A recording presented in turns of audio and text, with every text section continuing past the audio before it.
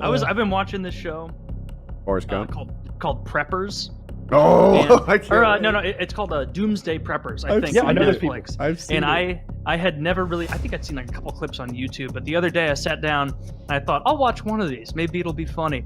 I watched 7 or 8 of those in a row, and it is the funniest fucking show because first of all, every single one of these prepping is an exclusively white people thing. I've discovered there is not a single non-white guy on there prepping his farm for the fucking apocalypse.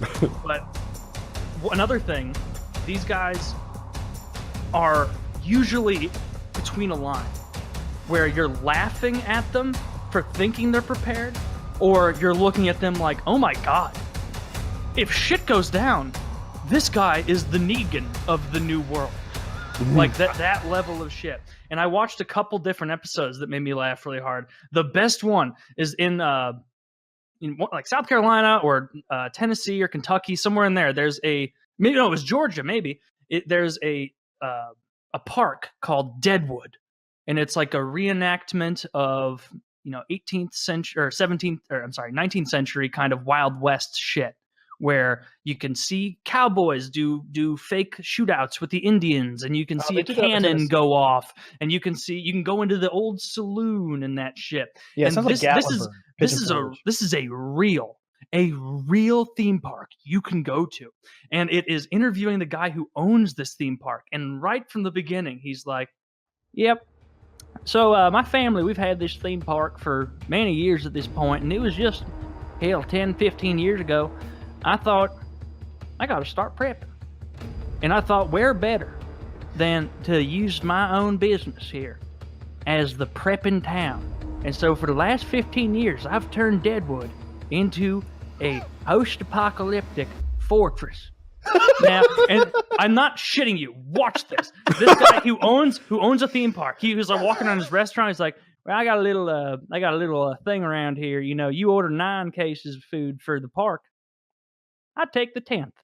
I've got 4 years of dried food stored up in different places around here. I'll show you this one storehouse. I'm not showing you the rest." And then with the camera people, and then he'd walk around and be like, "You see over here? We got a little putt-putt course. What you notice about that right there? Nothing, right? But you stand right here, you crouch below this post and this wall. What do you have right there? Field of sight over the entire area of approaching the chain link fence we have. And so this right here, and you don't even know that this entire putt-putt course, reinforced concrete, bulletproof.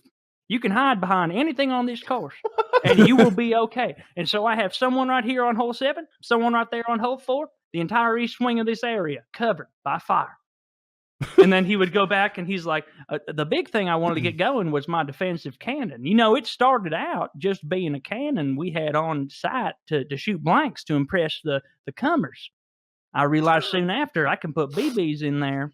And I've tested it. Now, if I have this pointed to the southern end of my park, it covers an area of 14 yards by 3 yards high. You know what that'll do to a man? Tear him right up, I'll tell you what. Tear him right up." And this guy, he was walking around his fucking theme park talking about how all the things he'd put in there. I don't know how, look up Deadwood theme park. I don't know how it's legal what he was doing, because a lot of what he was admitting to was like just like stealing money from a business to store it away. But I guess it is his business, so he can do whatever he wants. But it was so fucking, and the whole time, like, he would say little fantasy things where he'd be like, "I've always loved the Old West. This is a pretty legit theme park." I told you, it's really legit. He'd be walking around in like the old general store or whatever, and he'd be like, "And you know what I really think? I love the Old West. It's been a favorite part of my life for years. When it goes down, when the Meridian Midwest, when it goes down, I think life's going to return similar to the Old West. And you know what? I think people are going to be happier for it in the long run." And it was clear he's just living out a fantasy that it will go back to the Old West. He didn't even prep in the way most of them do, where they get high tech things. All of his like procurement of resources was 19th century Old West means. Oh, yeah. Like he built, and every one of these people calls their fort the Alamo. Every single one of these people, because the voiceover will be like, and Ted built this $3 million compound in South Texas, and he calls it the Alamo. And every episode, that voice has to go, and he calls it, and he calls it, and he calls it the Alamo. Like, they're all the Alamo. One of the guys spent, I think, $7 million building a castle, like a full-on castle on a peak somewhere as a prep thing. And until this point, this was the first episode that changed the kind of candor of the show. It had been, all right, we're going to follow 3 different people, and then there's a score at the end that some expert preppers are like, here's your score on water, food, shelter, safety, and evaluate their like escape plan and things like that. They say when things go to, and they have a cause, right? I think it will be an economic catastrophe. I think it'll be a hurricane. And then they take that like possibility and what they would do about it and rate how well they'd handle their particular apocalypse. Yeah, exactly. So they'll be like, this guy, I think his thing was an EMP, where somebody detonating a nuke above the atmosphere and destroying all electronics or some such shit. And he, like, early in the episode, he's like, yeah, well, I've gotten really into building this castle. I've spent, I think, about $2 million on it so far. And so I'm having my 10 kids up here today to, I want to see who I want to sign this off to when I eventually die. And this fucking cunt of a dude. I hope there's a reality show for his inheritance.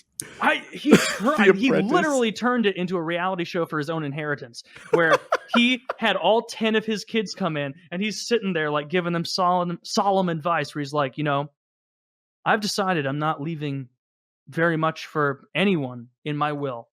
All the money I have is going into this castle, is going into this fortress, and I need 2 of you, because he had 2 wives, each had like 4 or 5, 6 kids or something. And he's like, Mormonism. I'm taking someone from this wife and someone from this wife, and the 2 of you are going to be my inheritors for this. And so this fucking asshole of a dude took his 10 children and he made them compete for their inheritance. And so he would even Please describe the competitions. And in theory, they're competing for their future survival.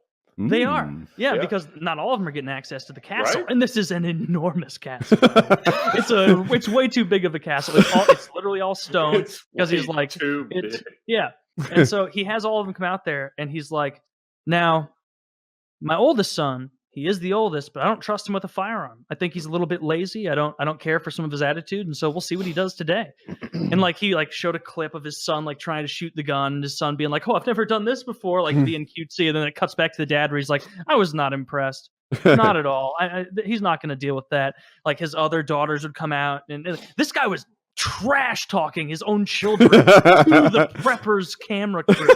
What we're talking about is this guy with 10 children built a fucking castle and then brought them out there, and in the middle of the preppers episode dropped the bomb of like, and now only 2 of you will have the rights to this castle, and you have to compete to get it. And he's this multimillionaire maniac. Is it like a shooting competitions? Okay. They're doing shooting competitions. They're doing like orchestrated counter assaults, where he's like standing in the back and he's like, Tim, Alan, rifles to the front, fire, back up. Alice, Susan, bows, and they're like shooting bows and arrows at these dolls and things. This guy's fucking insane. He's fucking insane. But you know what he's not? He's shit talking his own kids the whole way through on the private preppers camera. They'll like do something in front of him, and he'll come out and be like, "Yeah, Alice, honestly, not impressed. Not impressed one bit by my 3rd oldest daughter. I thought she might have a better chance at this, but there's no way she's getting a piece of this pie." But he's not poor. No. He's inordinate. He built a fucking castle. That's what surprises. No, I've seen this show too, and it's usually people who who really could use this money in a better way, you know, and a future that is more likely to happen. If you really have like $1,500 and you want to prepare for the future, go to community college, right? That will improve your future, perhaps. The rates on IRAs were looking attractive, but instead they're this like 9-inch gun on the front of the house, the trailer home, modular home, as I like to call it. It is going to pay dividends. They're investing in Connex boxes with like enough armor to hold back a 22, you know, and acting like those are that. only $1,800 a pop. It blows me away. And this future that they're preparing for, I always say this, is a fantasy. It's not a likely outcome. It's one that they'd rather live in that world. Exactly. The word is fantasy, because they are fantasizing about this new world order where the currency they've chosen becomes primary. And I married into a family of these people. I don't know if I should be ashamed to say it. And you should talk about it thoroughly. I'll be happy to. I received as a marriage gift from the Latter-day Saints some beans and other things that did not make my last move, I'll confess. But you know, it's what box did we put the 8 tons of beans in? Yeah. Oh yeah. I threw all that out, baby. I'm gonna be honest. You're fine. I'm not worried about it. Absolutely. You threw away our 3,000 pounds of beans. But see, in the world of preppers, you're more accepted if you've thought of something else to prep for. Because if you say, all right, we're fortified against this level of enemy, and you come up with something like, well, what if they train the bears? Everybody else, oh my goodness, I've got to sharpen more sticks. And it's like, it's this kind of craziness. These Kodaks are smarter than they let on. That's it. They can use weapons. Absolutely. And yeah, I mean, it's a thing. I mean, certainly not anything that I spend any time on, but Mormonism in Metro Atlanta is quite prevalent, and they love some prepping. They love getting together and be like, "Have you tuned your ham radio today?" Well, no, but I literally drove up to one, and I had a CB radio on my Mercedes for the Cannonball, so to hear what truckers say about cops, and he's like, "Are you ready?" And I'm like, "Oh shit." Is that the code? Are you ready? Yeah, absolutely. But when they heard, when these guys hear the person featured in the show you watch come in, like, about 15 years ago, they're going to go, amateur. Dude, this guy wasn't even ready for Y2K. He wasn't even thinking about it. I was there. I had 2 drops of bleach in the bathtub. We were going to drink for days. I mean, it's that kind of thought process of like, you didn't prepare because, I mean, my father-in-law was ready for Y2K and probably was a little bit disappointed on January 1st, 2000, saying, man, I thought Will Smith was going to be the end of it all. But, it's like, it's not always I'm the way so proud of my family. You're totally right. Yeah. My dad he woke up the next day and he was like, everything's good, huh?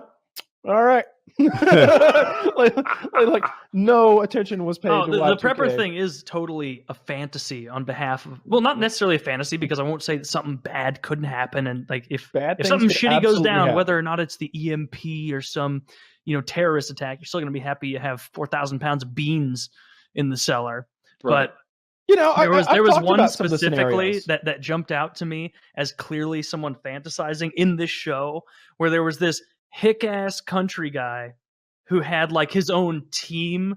I think like the 7-day Marauders or something, and he was like building his own team around this farm, and it was a really impressive setup. But half the episode was talking to this guy who lived in a city a ways away, and it was like, and he's like, yeah, I'm trying to join Ted's 7 Marauders. It's going to be hard. It's going to be tough. It's going to be even harder because my wife and daughter really don't want to do it.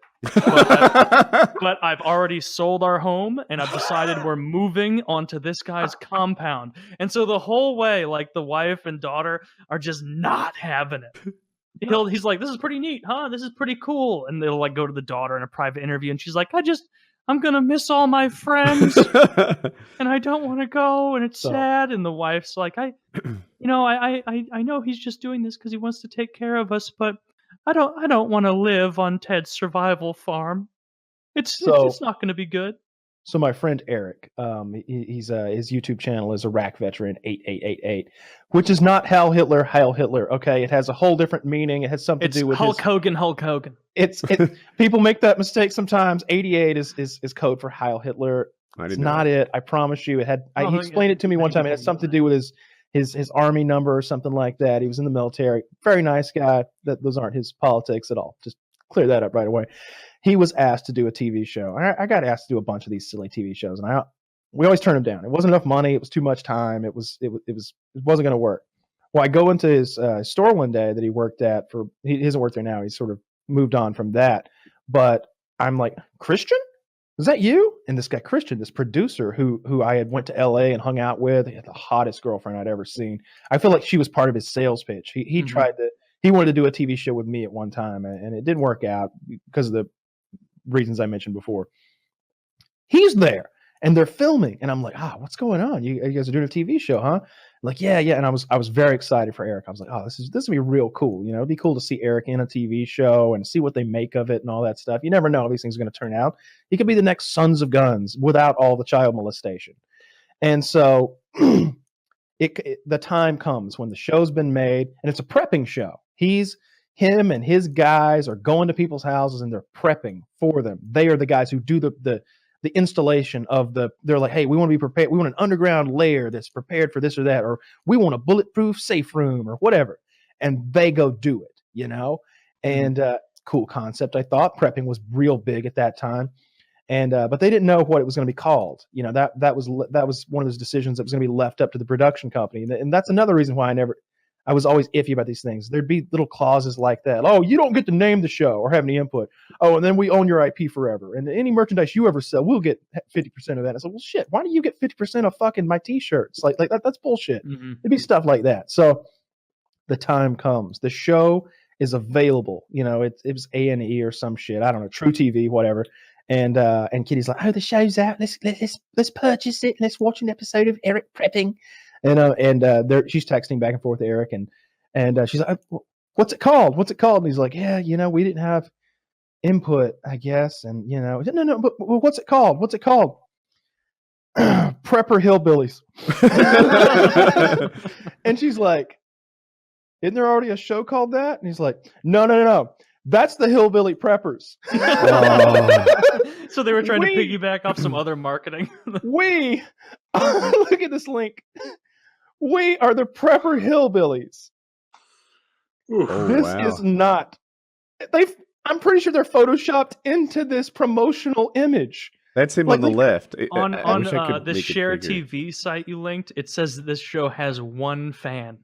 It does say look, I'm not here to shit on Eric. Look, the TV show went poorly, I think, but the main thing was the name, because I know that he did not want to be a prepper hillbilly. That is not what he wanted to be, and it was ridiculous. And I watched a few episodes of it. I remember Barry from his YouTube channel. Yeah, he passed away. I really like that guy. Nice guy. Yeah. But yeah, for real. And I just remember being like, isn't there already a... Oh, no, you're thinking of the Hillbilly Preppers. Yeah. We are the Prepper Hillbillies. Not to be confused. Yeah. Well, if anybody needs a laugh, watch Preppers, because it is hilarious. One of the guys sunk like $3 million in his fortress, which he named the Alamo again. And it was like 400 miles out of Houston or something. It had these two big stone buildings connected by a path. He had concrete water containers that he even tested, because he was like, I would buy plastic, but I don't trust that it's going to stand up to flames. And so he made Molotov cocktails and hucked them at his own concrete water supply to show that it would work. He has his own well with the rights to the water there. And then it was showing their intense thing, he and his partner. And his partner accidentally shot a rifle inside this blind. So it, creates a lot of noise. But both of them had ear protection on. And this dude who spent millions and millions and millions of dollars prepping for this got so upset and so broken by a firearm going off and creating that much noise that he was like openly weeping and freaking out and like, oh, he even like the partner guy didn't own any of it. He was just this eccentric guy who knew a lot about explosives or something. And he's just sitting there talking. He was like, oh, I can't even hear, man. I can't even hear. You fucked up. I gotta let you go. I gotta let you go. You done fucked up, man. You fucked up. And he's laying on the ground crying because the gun went off too close to him with ear protection on. And it was like that moment where I'm like, oh shit.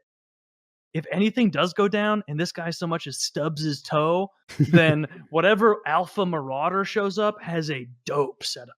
Like, it's gonna be, that guy is going to seize your land, beat the shit out of you, kill you, and then he'll be ecstatic that you decided to spring for the concrete. Why was he so upset? I don't understand. Just that he heard a loud noise? Yeah. No, accidentally discharging a firearm. No, it wasn't an accident. He was next to a guy who he knew was going to fire, but he had the barrel inside the blind where you're supposed to put it outside, and it had a muzzle brake on it, which very loud does make it louder. But the way he reacted to it was not at all someone who spent millions of dollars in prepping. I'm exposing myself here. It's a metal stand they had that they were practicing sniping from, and so like it wasn't a cloth. It's like a shed with a big open window. Basically an elevated shed, and they were in there, and the one gentleman barely had a little bit of the muzzle brake inside of the blind and fired, and of course that makes a ton of noise. Oh, so if the muzzle had just stuck outside the wall a little bit, then the noise would have gone outside mostly. It would have been fine. It was an amateur mistake for that guy to make, but the way that this guy responded with openly weeping and like calling the paramedics and things, it was like, oh my god, dude, like you're not prepared. If that's shaking, if that's rustling your jimmies, it's going to be a rough time in any sort of real scenario. Well, friends aren't that valuable in a post-doomsday scenario. That's true. You always want to go it alone. I deafened Scott one time. We were on top of this truck. This truck had like a big platform built on top of it, and we're just driving through the wilderness in Texas looking for anything to kill. If we see a fox, he's dead. If we see a coyote, he's dead. We see, the armadillo or a wildcat or a mountain lion. We're just going to shoot whatever we see. Child. Well, maybe not that, but we're lights are everywhere, and we're just kind of hauling ass. And what was it? I think it was a coyote. It was something like that. It was something that was like, that'll be a good one to get. It was either a coyote or certainly wasn't a wildcat, but that's what we wanted. We wanted to get a mountain lion because like there were mountain lions in the area, but I figured that thing would hear us coming. Anyway, I opened up on this coyote with a very loud, like an AR-10 with a muzzle brake right next to Scott's head, and he was a little deaf for a day, on the left side or whatever. He was a little upset.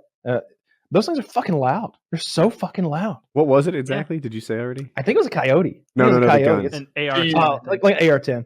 Like a 308 caliber. Do you think it was a coyote because you still missed? Yeah, I didn't get it. Okay. I didn't get it. Yeah. We're bumping along, and I just went da-da-da-da, and then there's just dust. There was just a vague movement in the woods. So I fired. Yeah. Those were sort of the rules of engagement at that time. Like that. That's when it's a lot of fun. And the coyote yelled, "Stop, please!" I'm a person. Agua. And you said, "This is the slyest fox I've ever come across." So I alluded to that story on PKN, and I was told that I could tell that story if you guys want about the old fashioned. Yeah. All right. So I'm going to try to start at the beginning, and just know that I've had to interview 3 different people to get all of this. And so if I get things just a little bit misconstrued with the timeline, I apologize, but I'm doing the best I can. There's just so much to take in. So this is a story about a guy who's 21 years old, who's tangentially related to some friends of mine in their gaming group. And how's stuff. His ass? Big. He's about 3 story. Big.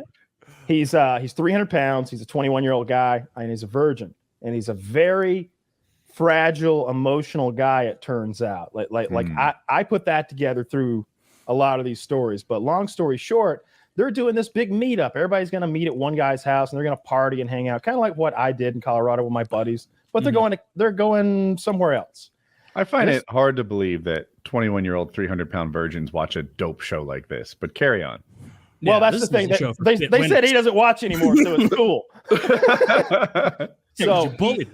So he drives 16 hours to this friend's house, this gaming friend. They all meet at the house. Let's call it three to five of them, and they're trying to figure out the sleeping situation, right? Because it's not a mansion. And he's like, "Oh, don't even worry about me. I like to sleep on the floor in my sleeping bag, just like at the dorm." He hasn't ever slept in a bed. He's been sleeping in a sleeping bag on the floor always. That's how he feels comfortable. No beds for him. Don't worry about it. So he also notices out of that. Like The Blind Side. He also notices that the grass isn't cut at this guy's house, who, his host. He's like, "Hey, I noticed your grass wasn't cut." He's like, "Yeah, I don't know." And so the guy wakes up the next morning. They partied that night, so call it 11 a.m. And we'll call this guy Pete. Pete is our star. Pete cut the fucking grass at 5 a.m. that morning with this man's lawnmower. Not only that, because the man doesn't own an edging tool like a weed eater, he went and got one so that he could edge this man's yard up real nice. The 21-year-old 300-pound virgin is out doing labor. Out at the crack of dawn, cutting this man's yard and edging it up without being asked or asking for permission himself. So they go to the casino that night, right? And they're like, playing slots and stuff like that, just penny slots. And someone's explaining to this Pete like how casinos work, how there's no clocks on the wall, so you can't tell where you are, and all this money is just getting poured in. And like, I know I'm losing right now, I just don't care. And he starts crying. Pete starts crying because it's such an awful thing. The idea of gambling? Idea of sort of Western civilization and how wasteful and vice-filled we are. And just the casino environment, it upsets him so much he cries. He's like the Green Mile. He's absorbing all this pain. So that night they decide, after a bit of gambling, they're going to go to the strip club, right? Let's see some titties, right? So they're walking in, and one of the guys, who's normal, says, "When's the last time you saw a lady's tits in person?" And he goes, "Oh, maybe 2 weeks ago. My mom was changing. I was hanging out with her, having a chat, and she, okay, she was changing." That's hilarious. Wasn't it a joke? No. And they go, "You didn't. You looked at your mom's boobs?" He's like, "Well, we were having a conversation. It's rude to just turn your back." Okay. You know what? He's right. All right, so things are going to Norman Bates now. If I was talking to you and you turned your back, Kyle, I wouldn't like that. Dick, the things are going to start adding up here very quickly. Okay, so we get into the strip club, and the boys know that this guy's a virgin, so they're like, "Let's send him in the back with a girl, and let's tell her it's on us, and let's let him have some fun." Hooking him up, yeah. He's a rough-looking guy. Let me just say that right out the gate. I don't know what you're picturing, but rough like Wild West, like pirate, or rough like Hodor when he was a younger fella. And so Pete goes in the back with this vile fucking stripper, but by the time it's over, he has gotten himself a condom on $500 hand job. And wait, what? And a condom on $500 hand job right there in the back room. That condom on. All right. Okay. And at some point, like, she gets on his phone and is literally trying to transfer money out of his bank account. He's like, no, don't do that. And so get in the car, and they're driving home, and they hear a noise in the back of the car. Again? He's sobbing because the hand job was so traumatic. He's sobbing over the traumatic hand job. And what's more, and I'm not going to laugh at this because it's so dark, that night and every night afterwards, he had night terrors about the hand job and how traumatic it was. And I was just laying there. I was awake, but I couldn't know she was beating my dick. Nocturnal emissions with his the first ever case. Yeah. He decides there's only... She gets the phone and transfers all his money. That's right. I have the night terrors. It gets so much worse. He decides there's only one cure for these night terrors. He has to replace that terrible sexual experience he had with a good one.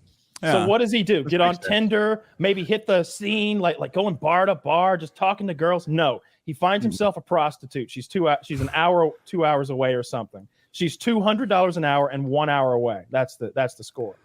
Okay. She's pretty hot, I'm told. Like think hot chick. I looked at her profile and it's just her ass, so it's I don't. That's all I got to go on. But they said she was pretty. He drives an hour, and he buys an hour with her, but he's so scared that they cuddle and watch TV for the entire hour, and she's like, "Honey, I've got another date after this. Like that's it." And he's like, "Okay, thank you, ma'am." And he drives back to them an hour back. No. But he's still horned up and he's talking to them. He's like, you know what? I think I'm ready. So he calls her back. He's gotta be running out of money. No, he's on. Trust me. Okay. He's got way too much. The girl who was trying to transfer the money out of his bank account, she almost got it all. But the prostitutes and the strippers, they're not there yet.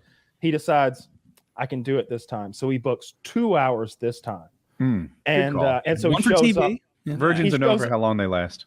He gets himself a good 30-40 minutes of cuddling in, and then he says he has sex with her twice, and it lasted for a total of 1 minute and 15 seconds. Both Each? times. No.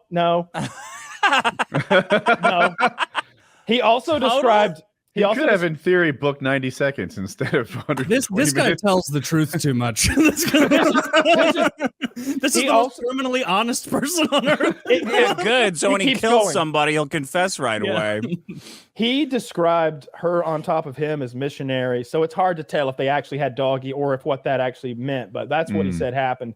And then he had 30 more minutes on the clock after he came the second time, and she was like, "You know what? I'm just gonna fucking go." Oh God! I'm peacing out, and she just left, straight up left, and so he drove back again. I'm imagining he's paying for hotels each of these trips out there as She's well. not getting a good cussed sat survey.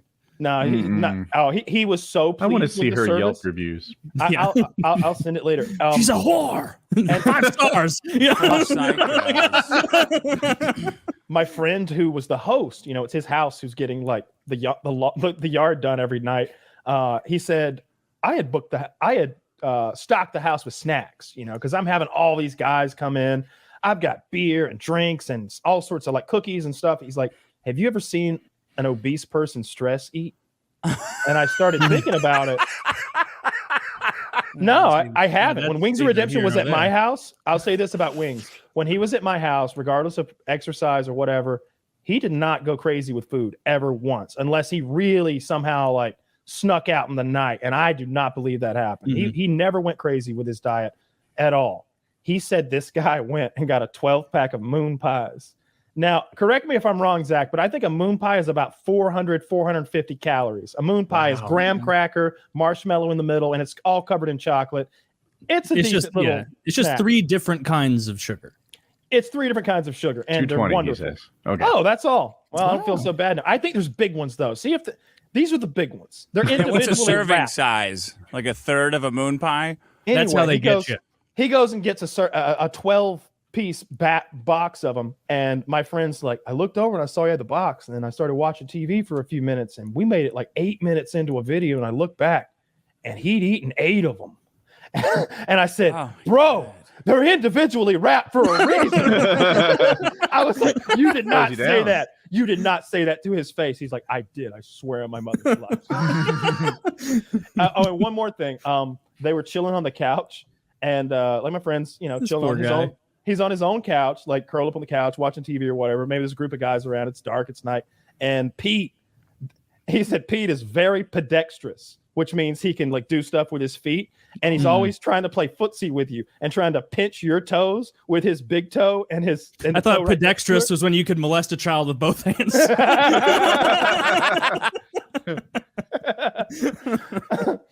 It was like when they told me all these stories, like they, oh, and then another time, I don't know if I mentioned this, but they're in the living room partying, like drinking and smoking, and like music's playing, and all of a sudden they hear, and he's sobbing again in his sleeping bag behind the couch. 5 cries? He cried every night. Is that I think that might be the 5th cry. It's like a foster dog. He cried like the whole fucking time. Like a foster dog. Oh, and then the last thing, and this one kind of like made me feel bad. about the whole thing. Like the last day he was there, I think it was time for him to go, but he drove himself. So, what time are you going to leave, right? You're going to leave at 10 a.m., right, buddy?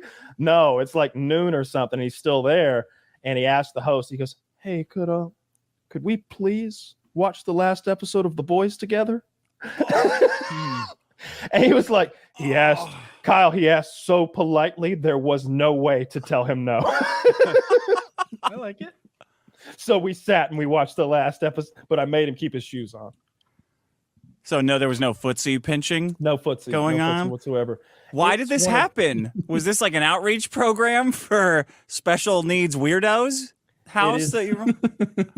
It's just him trying to party with a bunch of guys, and they invited a guy they'd never hung out with before. And there's a few other things, but I can't tell them because it makes other people look bad too. And I don't want to do that. But the whole thing is real sad. And when I kept hearing the story from different people, and each person had more details.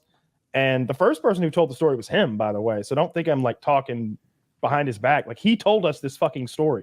It is one of the saddest things I've ever heard. And the mom stuff, and the pinching my buddy's feet with his toes is just so bizarre. That would upset me. I don't want someone else's feet touching my feet, or I don't want someone else's feet touching me. Like, not a man. When I was 4 years old, my grandpa would do that. It's like I'm gonna get you kind of thing.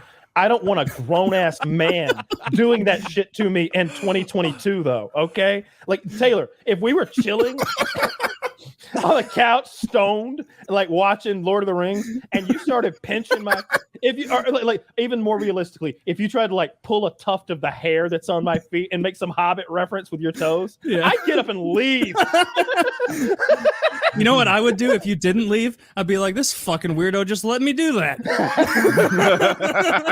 Bro, you were supposed to freak out. I thought I was being edgy. I was giving you a shit test and you failed. Get the hell out, sir. So fucking weird. That is, but I feel bad for this guy. Like, first of all, what was the total amount of cash he was out? Like, feel bad for the hooker.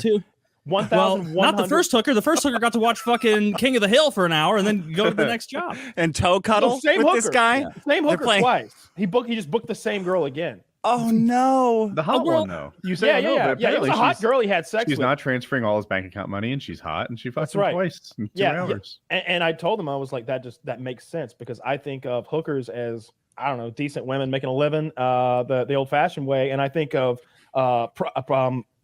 strippers as like vile reptiles who can't be trusted, who'll go through your phone and steal your money. He's also acting like it seems like in his head, being 21 and a virgin is like being 31 and a virgin. Like, you're 21. Like, you've got time to get it together. You're fine. Like, no, he does not have it together. No. I don't know. I don't know what I don't know what this person looks like. I'm saying he's got time to put it together. He's 21 years old. A young Hoarder, tall. That speaks to he's got grass stains on his shirt at 6 a.m. from secret midnight yard trimming. The most bullshit thing that I heard in that whole story was this guy thought he was being courteous by mowing the lawn at 5 a.m. Dude, that is so. I would be livid if my neighbor started doing lawn work at 5 a.m. Which dude is he, Kyle? Camera dude? The one holding the camera. That'd be funny, right? Like, which one are you? I just like to take the pictures. So you're into photography? No. I just prefer it that way. He's I wrote it in there which one he is. He needs to stop going. I think he's fucking himself over in the long run trying to speed run with this prostitute strategy. You're wrong. Because he's going to get older and older into his 20s without like learning how to organically like get something going in a conversation. You're wrong. Nah, that's good experience. Here's what I think. I don't think, and like straight honesty, based on how odd he is, and again, being very honest here, how he looks there. I think that what he really needs to do is learn how to negotiate with prostitutes better. That's his best ticket in life. Like, learn how to negotiate with prostitutes better. And here's what you'll achieve. You'll achieve sex whenever you want it with women that you would never be able to sleep with otherwise. I don't know. For free if you're quick. I think this guy has more charm than you're letting on, Kyle. I think he has a very good shot at the third most popular host on this podcast, just based on his lawn care skills alone. Okay, now that's fair. That's fair. I bet if he stayed at your house, let him mow your lawn at 5. I let him imagine- do a lot. If he Woody, mowed my yard. Woody looking outside and Hodor's out there on his tractor just going to town. Cleaning the- It's like, Woody, I noticed that you didn't have a certain kind of disc mower, so you can't really get the angles, but I went and rented one. No, certain parts of that story made me think of him in a good way, and then certain parts made me very afraid of him, and like I would lock my door if he was at my house. So I don't know. Odd fellow. And the crying. In my stable if he was at my house. The crying is a big thing. He's gotta get a handle on the open weeping. It's very unsettling to have a man openly weep around you. Here's a good question. When my mom died, I was like, come on, guys. There's a time and place for some crying, but like Taylor, I hope you get only one of those an episode of My Mom Died Trump card. Oh boy. If I had a nickel for every time. Here he goes, bingo. We're drinking. Taylor talking about his mom dying again. Literally every time Taylor does an Asian accent. Okay, now that's fair. The Asian accent one, that is a bingo one. It's just so damn easy to do a bad one. Like it's just like there's no critique there. Like no one. My mom died. She tried to kill me. There was no way I was going to bring any drugs in. But once the Woods found out, because there was a newspaper article that said I was, over the years, I'd done more than Sammy the Bull. So once they read that in the prison, in the remand jail, Towers Jail, the Woods, they were like, all right, we know you've got connections. Have your girlfriend bring stuff in through visitation. And I said, look, Alaska, I didn't know how to, respond properly. I said Alaska, and I kept slow playing it. But in the end, those prisoners who were sweating me, they caused a race riot and they ended up getting moved. So that threat went away. But the race riot story is quite mental if you want to hear that. Yes, absolutely. I'd love the lead up, the action, and the post-log. Yeah. So as I mentioned, there were the 4 major racial categories. And the head of the blacks, I have to change names for legal reasons. Mm-hmm. So sometimes I use a name that's a different name for the same story, and people have called me out on that. But when you're publishing books, legal departments go over them and they make you change your name. So I'll call the head of the blacks Smackdown. And he was a boxer and he had never lost a fight. And he was bullying members of all races for commissary. He came in my cell and he tried to bully a Snickers bar out of me. And I was like, look, can't eat the food in here. That's like a meal for me. If I give you that now, I'm not going to have a meal today. So he was sweating me and he ended up going away. But he did sweat people and get stuff out of them. So all the heads of every racial category except for the blacks got together and they said, we've got to do something about Smackdown. Well, if we have one guy say to him, look, one-on-one in the cell under the stairs, because he's such a trained fighter, he's going to win. And that gives him his right to stay then because he's won the beef. Mm-hmm. So what we'll do is we'll send a torpedo in from each race. Now, a torpedo is someone who's just going to go in, no questions asked, do whatever the head of the race says to earn his stripes. So you've got a Mexican national torpedo who was called Diablo. You've got a Chicano torpedo. I can't remember his name. And then you've got a Wood torpedo who my crew knew, and Wildman knew this guy. He was like some tough cowboy guy out in Nebraska or somewhere like that. And they also say, right, we're going to send 3 in and we're going to have 3 more outside the cell just in case, in case it goes bad for the first 3. Is this guy big or just skilled? Like, is he a 150 pound champion or like a 210 pound champion? Like, how big is this guy? He wasn't as big as my mate T-Bone, but we can get to him later on. He was like John Coffey out of that movie, that Stephen King movie. Yeah. He was a decent sized guy. Boss. So The blacks are downstairs. The day room in Towers Jail, it's got these octagonal silver tables bolted to the floor. Then there's a metal grid stairs running up to 2 tiers of cells facing the front. Now, there's 4 pods exactly the same like that in this tower, and in the middle of the tower is a glass bubble raised up with 2 guards overwatching the 4 separate pods. So, in the day room of this, the pod was designed for 15 men. They're triple bunk. They've got 45 guys in there. So in the day room, you've got the blacks on the table doing their gambling, cards, dominoes, whatever it was. And SmackDown is up in his cell. The heads of the races, they give the green light. So it goes off upstairs. The 3 guys go in. You've got more guys outside on the stairs guarding the position. And you got the blacks now downstairs starting to notice that something's kicking off. All of a sudden then, the whole pod just starts fighting.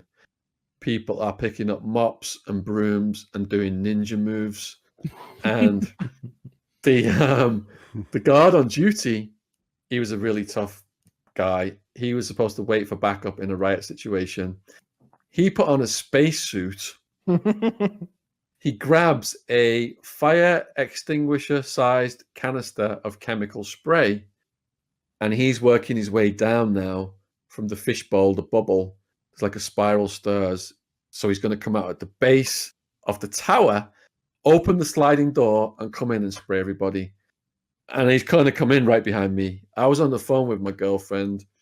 They cut the phone line. I'm trying to get up the stairs. This huge black guy comes down the stairs like a bowling ball, knocks everybody over. It's crazy. People are battling for positions on the stairs. I'm trying to elbow my way just back to my cell. The guard comes in. He starts spraying. When you spray that stuff, snot just streams and your eyes just water. Mm-hmm. And people did disperse. I managed to get back to my cell. I've got a cellmate called Troll, and I've got another cellmate who's an old-timer. And the old-timer says, look, when that chemical spray gets released, what you've got to do is you've got to wet your towel, wrap it around your head, and keep blinking and blinking and blinking over and over again. And that washes the chemical out, which is what I did. Now, the guards come in, the backup guards, everyone's in the cells, but we can still hear fighting. So I'm getting curious now. I want to look out my towel, out my plexiglass window. And what had happened was the torpedoes, 2 of them had managed to get out of SmackDown's cell, but the white torpedo was still in there. And they were just opening up with the chemical spray, and they were fighting blind. Now, what I later learned was when the cowboy went into SmackDown's cell with the 2 other torpedoes, he snuck behind him, and he got behind him, and he managed to get him into a headlock. But because SmackDown was a trained fighter, he pushed the guy back against the wall, tilted his head forward, flicked it back violently, and instantly broke the cowboy's nose. Mm-hmm. The cowboy's holding onto his neck, and the other guys are just punching the shit out of SmackDown. But he was so tough, it wasn't really having much of an effect. So when the spraying began, the 2 torpedoes, they got out, but the cowboy didn't get out in time. And now you've got this fight of the blind men until that stopped. Now, when that did eventually stop, the cowboy comes out first, and his nose is pointing in the wrong direction. And he says, in his polite cowboy twang to the guards, he says, "Before you handcuff me, do you mind if I put my nose back in place?" And they're just looking at him like he's crazy. So the guard nods, and he just gets his hand and just puts his nose back in place. Yeah. So they take him away, because if you're in a fight like that, you're going to go straight to lockdown and the punishment block. They take him out. Then they bring SmackDown out. SmackDown looks completely uninjured. Oh no! And he just turns around to the whole pod as the guards are escorting him out, and he goes, "That 3-on-1 bullshit, I'm gonna have all y'all when I get out of Did he? SmackDown sounds cool. Did SmackDown cool off maybe while he was in solitary, or like how did that work out? I think that he ended up just permanently locked down because he's been in so many fights in so many. SmackDown and Cowboy could have ruled the block together. Probably not. Like Batman and Robin. You know, they're not parallel. Yeah. Definitely not. I wanted to ask Josh. I was over on your channel looking around. You made a video talking about. I didn't watch it intentionally because I wanted to let you talk about it. For sure. So you were either roommates or buddies with a convicted serial killer while you were in. Oh yeah, yeah. How did you meet him? And then what was that friendship like, or acquaintanceship, however it was? Yeah, I guess I should say acquaintanceship because me calling him a friend, I didn't realize people were going to get so pissed off about that. But I guess I should say acquaintance. Sure. I mean, I was in prison here as a disclaimer to everybody. It's not like what am I supposed to go hang out with all the Boy Scouts and the people that went to too much church and got arrested, you know? Mm-hmm. But yeah, his name is Clarence Heatley. He was known as the Black Hand of Death in New York. He was a terror for a long time. And he's a Talladega medium. And a lot of people are always like, because this dude, man, he kidnapped Bobby Brown, for example. That's what I discussed in the video. There's a lot of evidence, you know, that he kidnapped Bobby Brown and Whitney Houston paid the ransom money. The dude was linked to like 13 murders. I had no idea that this dude was that big of shit when I first met him. He's just an old orderly now, which is kind of ironic because in his criminal organization, he had a set called the Janitors that disposed of the bodies. Now he's a janitor for the rest of his life in prison. Well, that was his prerogative. Yeah, he came full circle, karmatic, if nothing else. You know, how did he murder people? Was he a strangler? Was he a prostitute kidnapper and murderer? Yeah. So the thing is, he wasn't a serial killer for fun necessarily, like most other serial killers. He was a serial killer by definition of having a certain amount of victims, you know. But yeah, his typical thing was strangulation. Many of the murders were not committed directly by him. He was pinned individually with like 13, but like 50 have been linked to him and his crew. You know, they called him the Preacher Crew. There was some big movie about it called Paid in Full. And I didn't watch that. I actually read a few conflicting articles and apparently got some of my information wrong in that video. And boy, let me tell you, I'm not hearing a lot about that. Yeah, that'll happen. But I had no idea that this dude was out on the streets, that he was a maniac terror, you know, that was like, they say if you overdosed on heroin in like the late 80s to early 90s in New York City or something like that, like it was his, you know, he had the whole police department bought off, he multi-million-dollar. I had no clue that he was that big. I knew that he had been RICO'd. I'm sure you guys probably know what RICO Act is, you know, the racketeer influence criminal corrupt organization. You know, just big money doing shady shit. Is that like what they did for gangs where they could be like, they wanted to knock gangs down. And so they were like, well, if we do the RICO thing, then any sort of low level nonsense, we can connect transitively up to these big guys, right? Climb up the ladder. Yep. Yeah. That's what exactly. It's a mob thing. Mm-hmm. Yeah. Okay. Yeah. And I had no idea. I knew he was doing life plus 200 some odd years, but the case was a lot crazier than I thought. And it was just interesting reading this because he's had a stroke now, I think. You know, he's kind of hunched over. He's got a walker now. He's in his 60s, if I'm not early 60s now, mid 50s, late 50s when I met him. And man, it's funny because I don't know. Everybody seems to be weirded out by the fact that this dude was so evil, but I shot the shit with him almost every day. I thought he was funny. He had a gnarly sense of humor. And this is the joke that I told in the video that is the number one thing that stands out to me about this guy. All right. I went to visitation one time. I don't even remember who I was seeing at this point. I don't know if I saw my mom or one of my friends came to see me, but he was there with his daughter, right? And his daughter she had dreadlocks and she was holding hands with another woman the whole time. And they were, you know, clearly very affectionate. We were walking back and he called me Spider. He called me Spider-Man. You know, he's got a Boston accent. I'm not good at accents, but he's got a very clear-cut New York accent, you know. He calls me Spider. It's short for Spider-Man because I wore my glasses when I was locked up. And we're walking back, man. And I was like, hey, man, it was good to see you in there, Clarence. You know, like, what's your... He's taking another name now that I don't normally go into just in case people are trying to... He's a Muslim now. He goes by Muslim name. But and I was like, yeah, that was your daughter in there, huh? Or who'd you say that was your family? He said, oh, yeah, that's my daughter, man. She says she's a lesbian now or something like that. That's a little girlfriend that she had in there. And I was like, oh, I mean, I didn't really know what to say to him. I was like, I mean, it probably took, you know, courage to come in here and... hot.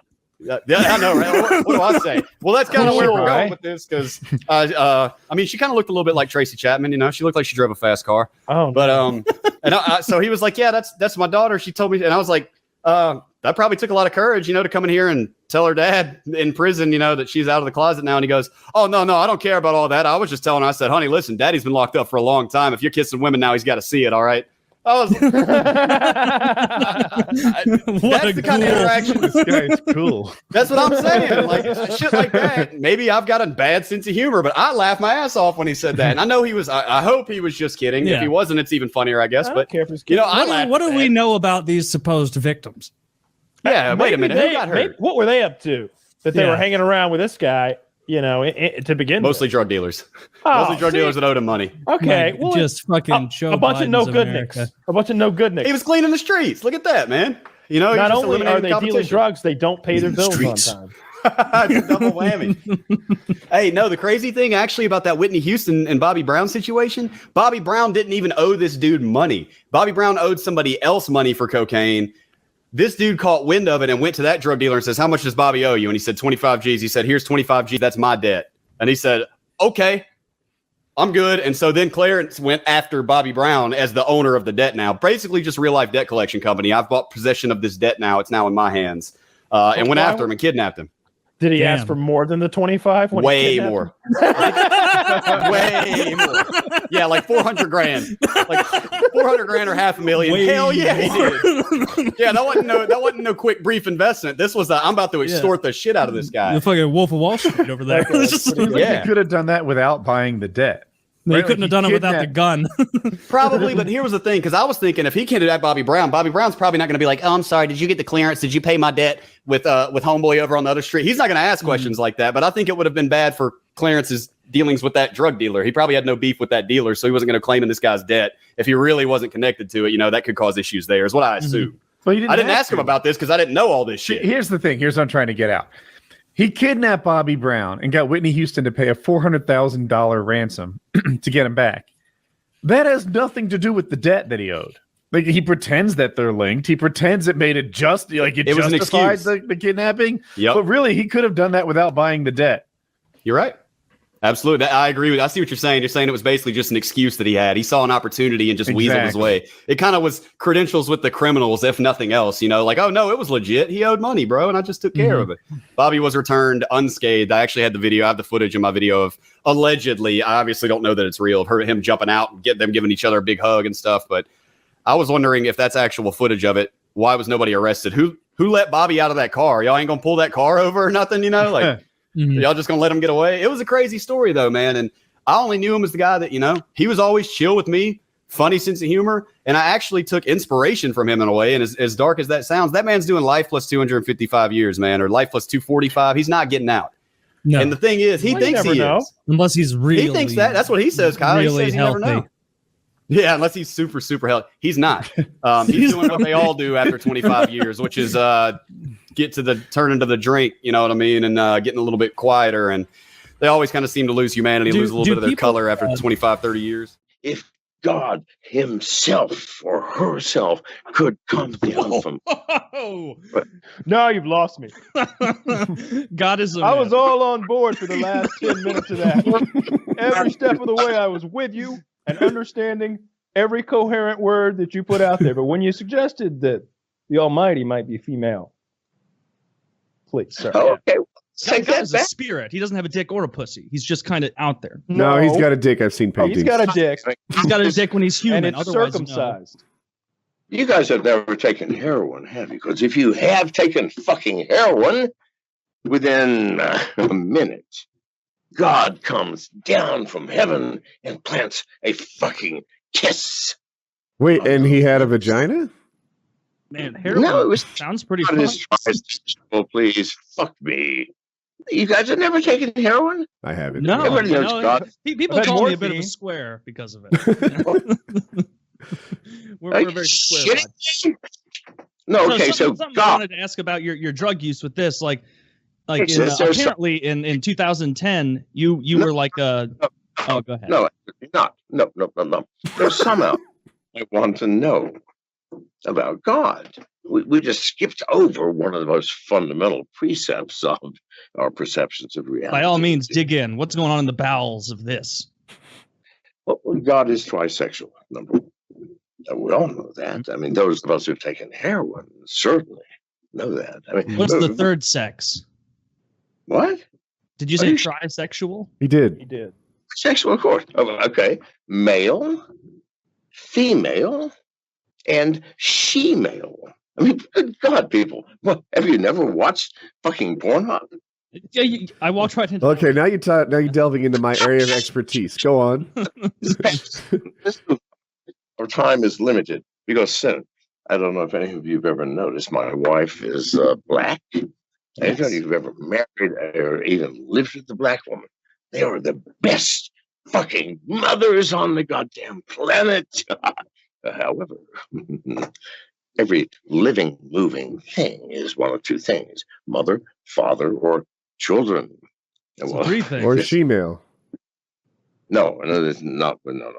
I'm a child to my wife, and therefore, when she comes in and goes, it means you got 10 seconds to ask your last question. But anyway, we're not there yet. Good. Good. I'm very, very thankful to hear that. So something I was reading about, lots of content about you out there. Is it true that up until about 2010, you were a sober guy, yoga, fitness kind of guy, and then you started experimenting with I was seeing some articles talking about bath salts and some drug called alpha PHP that you were messing around with, keeping you functioning on a high level. Is there any truth to that, or is that just the media pumping your tires? There's a lot of truth to that. Oh. But because of that's the issue. Okay. Dates? Fuck me, I don't know what the date is. 210, 28, 25, 215. Are we going with the year now, or? I don't know. The end of May. May and listen, dude, wherever you got that information, if it did come from God, I want his fucking phone number. I've got complaints. His fucking complaints for God. But anyway, so now, so sometime between 2004 and 2012, I mean, I had been sober and clean for quite a while. Mm-hmm. Too fucking long, to be honest with you people. Mm-hmm. Yeah. Too fucking long. Because before I cleaned up, showered off, and stopped ingesting anything other than raw fucking vegetables. I mean, I had taken more drugs than you three motherfuckers could carry. I'll tell you that. I don't doubt it. Saying I know it is a fucking fact. Especially if you count weed. It would take 10 of you just to carry the weed. Wait! I don't know if you know who you're talking to. We have an Olympic level smoker on our team as well. Yeah, but he can do 10 times as much heroin as you, bitch. Yes, he can. That you cannot, my friend. I will. What's the most fun drug that you've done? What's the one that you can't stop coming back? What does that mean? Most fun drug? I mean, is it the most fun in terms of enhancing sexuality? No. The one. Whoa. Let me finish. Is it the most fun?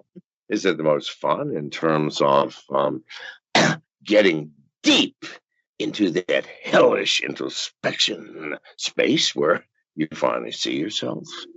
Is it the most fun in terms of being able to stay up for 3 goddamned weeks? I don't know. You gotta fucking tell me, dude. I've got a question. Let me. What's the most fun drug? I go, okay, I'm with amateurs again. John, you are with amateurs. I'm with you. Let me ask this.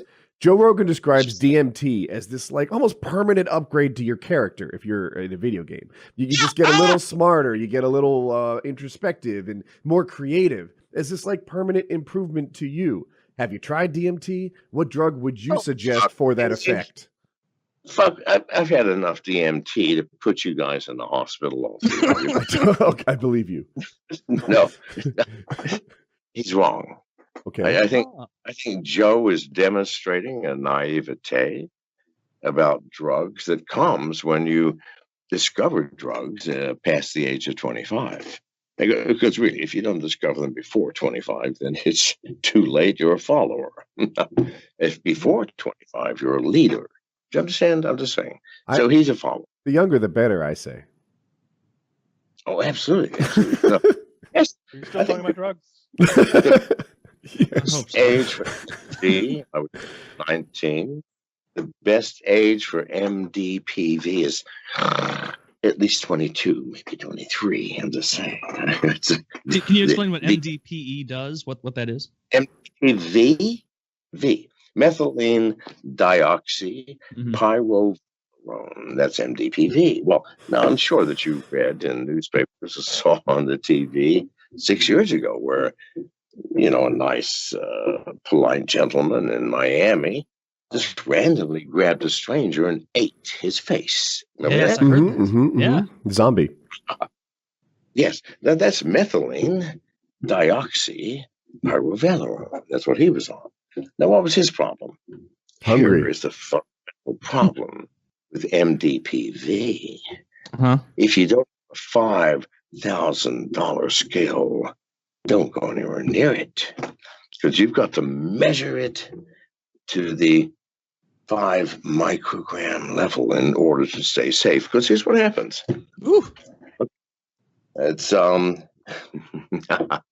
1 milligram per 11.3 kilograms of body weight measured naked, not wet, on a fucking scale that is precise. Mm-hmm. Okay? Now, let's just say the end result is 5 milligrams. You take 4.9 milligrams. What's going to happen? Nothing. You're going to feel jack fucking shit, like you've been ripped off. Huh. You take 5.1 milligrams. What's going to happen? You're going to eat somebody's fucking face. No, that's MDPV. So I have taken kilograms of MDPV over the years. It's number one, the most powerful drug ever invented. If you get the dosage right, I've come close on either end a bunch of times. I've had more trips that did nothing, and a few trips that almost made me think, you know what? Reasonable people would eat other people's faces off. I mean, that's almost as close as I got. So does that make you feel really energized and you're staying up fucking for days, or is it making you feel enlightened, introspective? How's this drug making you feel when you're doing it at just the right dose? All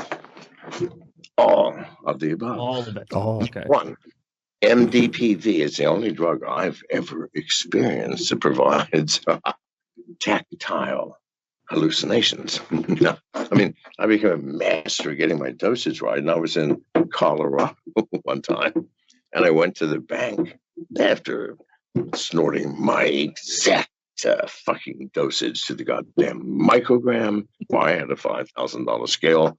I ain't fucking this drug up. So now I'm standing in line, and I just know there's some bitch sucking my dick. I feel it. around my thighs, okay, near my butt, pulling me into her, and she's sucking like mad. I know I'm going to come any second. I'm looking down. My dick is like 9 feet long, but there ain't nobody there. Nobody is there, and I need a better scale. I'm sorry. I need a better scale. I'm going to get started. It was the perfect dosage, I'm telling you. No, not just that. Auditory hallucinations you can't fucking believe. First thing is, everybody, if you get the dosage right on the first trip, who is it that talks to you? You. Whose voice is it? Yours. Ah. Whose inflection? Yours. Whose knowledge? Because the voice is telling you shit that you've forgotten. And you're about to enter a nightclub, and your own voice is telling you shit that you forgot during some drug binge in Cincinnati. What was the most enlightening thing that yourself told you while you were on this drug that you maybe had forgotten about from a different drug binge? Anything that really opened your mind's eye a little bit, changed the way you think, maybe permanently? Yeah. I don't know if you're going to understand it. I don't know if anybody could understand it. in St. Louis, Missouri, in the most intense trip I have ever experienced, I sat down with God, who was crying, and said, my loneliness is intolerable. Mm-hmm. I'm sorry. It was God. It was me. It was the Word. It was the truth. It horrified me, terrified me, shook me to the fucking core. Mm-hmm. Because I saw the truth. Of course, if there is a God, what more lonely entity could possibly fucking be perceived or conceived, people? It's true. Makes sense. Nothing but drugs can bring you to that place, that chair where you sit and hear that most horrifying of all truths. That if there is a God, that God is the loneliest entity ever possibly conceivable. So that was it. You asked me. Interesting. You know, I thought we were going to be talking great. about antivirus, but this is much more entertaining. No, you got to ask. You got to ask. And something else I want to know is you're very open on your Twitter account, you know, with your drug habits and with some sexual things as well. Do you think that it was some of these drugs you took that kind of maybe opened your eyes to how pleasurable a glass bottom boat is? Or being, I know you trend toward a couple scatological things. Is that something that you were interested in prior to the drugs? Or is that just a joke you tell sometimes? I don't know. I really don't. I'm not sure what specific details you're discussing. Do you like getting shit on? No, absolutely not. I mean, number one, I don't like the smell. If you guys tried it, it's difficult. I was just checking. I thought you were a weirdo for a moment. Believe me, I'm far more weird than that. If you think that. Casually got stabbed. It's a very, very common thing in Scotland. It was actually really fucking bad here for a very long time. It got to the point where if you got caught with a knife, it was 6 months mandatory sentence. Like no ifs, no buts, 6 months. And then the prisons filled up really fucking quickly, and they had to like dial that back. I have a question. But yeah, we were the murder capital of Western Europe for when they fucking say decades, no knife, does that apply to shorter knives and multi-tools and stuff? Like you can be arrested for having a multi-tool. Yeah, that's insane. That's really bonkers. What if I carry a there was a guy in Aberdeen that got arrested for having a potato peeler. Google it. Like, yeah. It's the thing is, see if you're fishing or hunting or camping, it's then down to the police officer's discretion. Like, without moving my chair, I can reach 5 knives and 3 axes. Well, keep them there, and you won't have any problems. You won't have the Scottish authorities breathing down your neck. It's weird to me that they have laws against just like sharpened edges. Like that's we have them because we don't walk the streets with a blade, and they don't have a constitution, right? I have a multi-tool in my pocket always. Yeah, that's a big difference. Don't we have like a 3-inch limit on the blade that you can carry? It's something like I have 3.5 in my head, but I'm low confidence. Yeah, that's interesting though, because there's constitutional carry of firearms in so many places where you can just strap that bitch on your hip. Does it pertain to swords? Can I throw a katana on my back? Absolutely, you can. Yeah. Sure. The one question I got wrong on my concealed carry was that it enables me to carry knives. It doesn't. Oh, I thought you could just carry knives and like by default. I'm going by that. You know, I don't think or so. maybe like special knives, like the ones that they do have limits on, like butterfly knives or those like ones that shoot out. Like I know they have laws about those, right? Why are butterfly knives like illegal, but you could walk down the street with the big fucking like crocodile Dundee fucking It's got to be something from movies where that you know it's something that got legislated because somebody saw something scary in a movie. It has nothing to do with the danger. I bet you're 100% right. It totally is. It's the same with switchblades, right? Every bad guy in a movie is like flick. It's like, oh, that's a bad knife.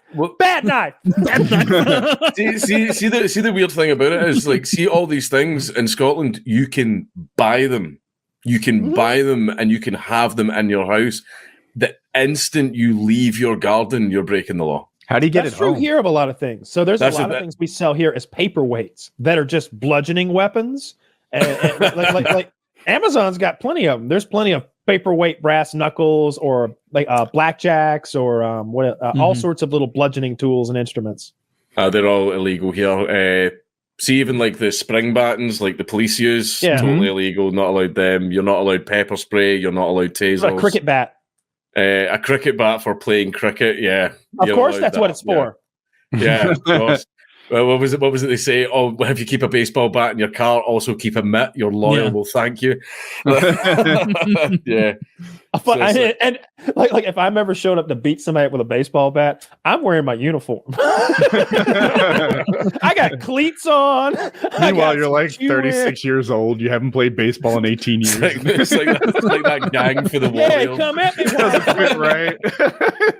I'm wearing that fucking the whole uniform to court too. It came at me when I was playing ball. What game are you playing, sir? Irrelevant. It's my made-up game.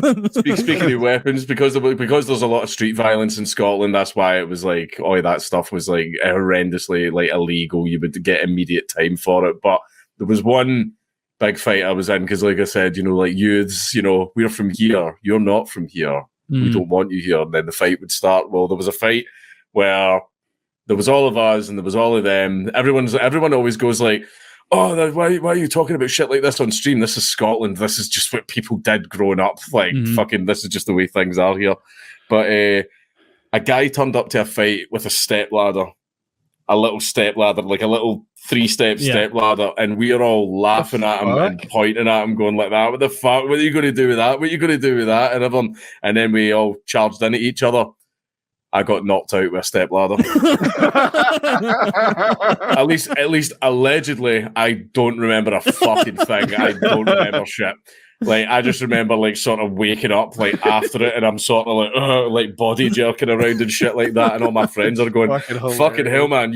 Your head ate that fucking stepladder, man! Like, you got fucked up." Street gang in Scotland just like rolling in office chairs. Various things from the supply cupboard. People going backwards. A stapler. You're eating like chicken legs, but the bones are slightly sharp. I do like the idea that they all have staplers, whipping them out like nunchucks, like they're the Jets, snapping at you, swinging staplers around.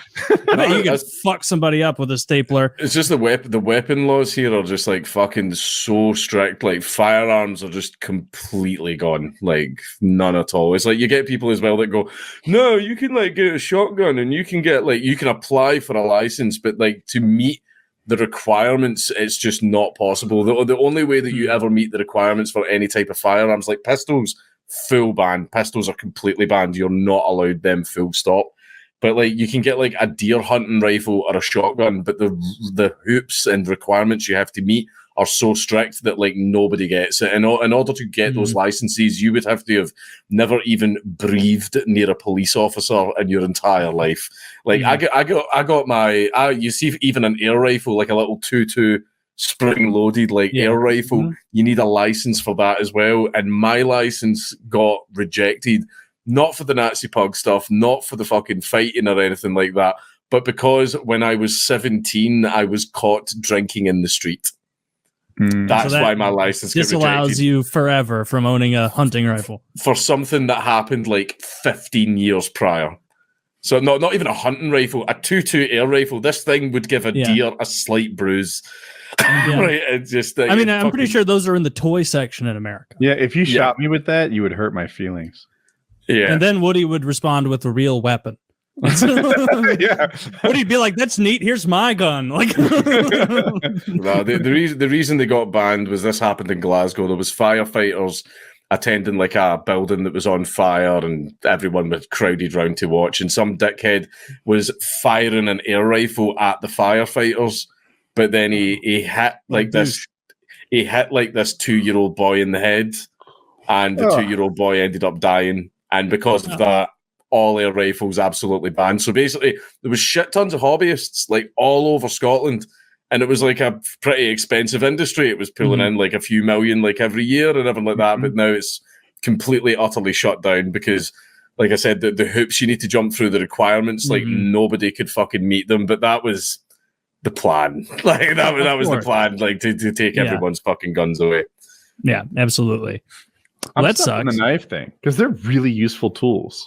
Yeah, like I've got a little one I use for fishing and everything as well. But like again, even if I'm fishing and I get caught with that knife, it's down to the officer's discretion. So I was going to ask about that. Like, are officers like, well, this guy's clearly fishing. It's a fillet knife.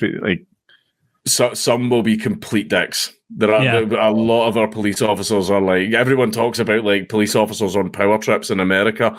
Ours are so much worse, and it's a lot to do with the. It's a lot worse. What is worse about them? Police officers in Scotland tend to be Protestants,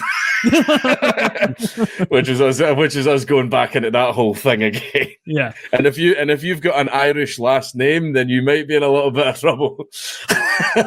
Really? So they find somebody they find an O'Malley, in the middle of the lake.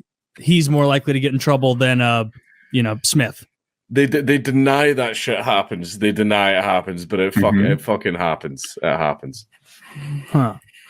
Well, that's fucked up. Yeah. Like not being able to have knives is so fucking foreign and bizarre. Because like when you think about a knife, like where in the list when you just think knife, do you think stabbing someone?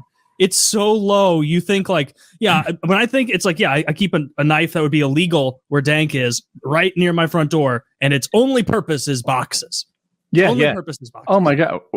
Right now, I hardly leave bed because my leg's broken. But normally, I use my knife every day, and it's almost all on Amazon boxes. Yeah, it's something. It's removing such a utility. Like what?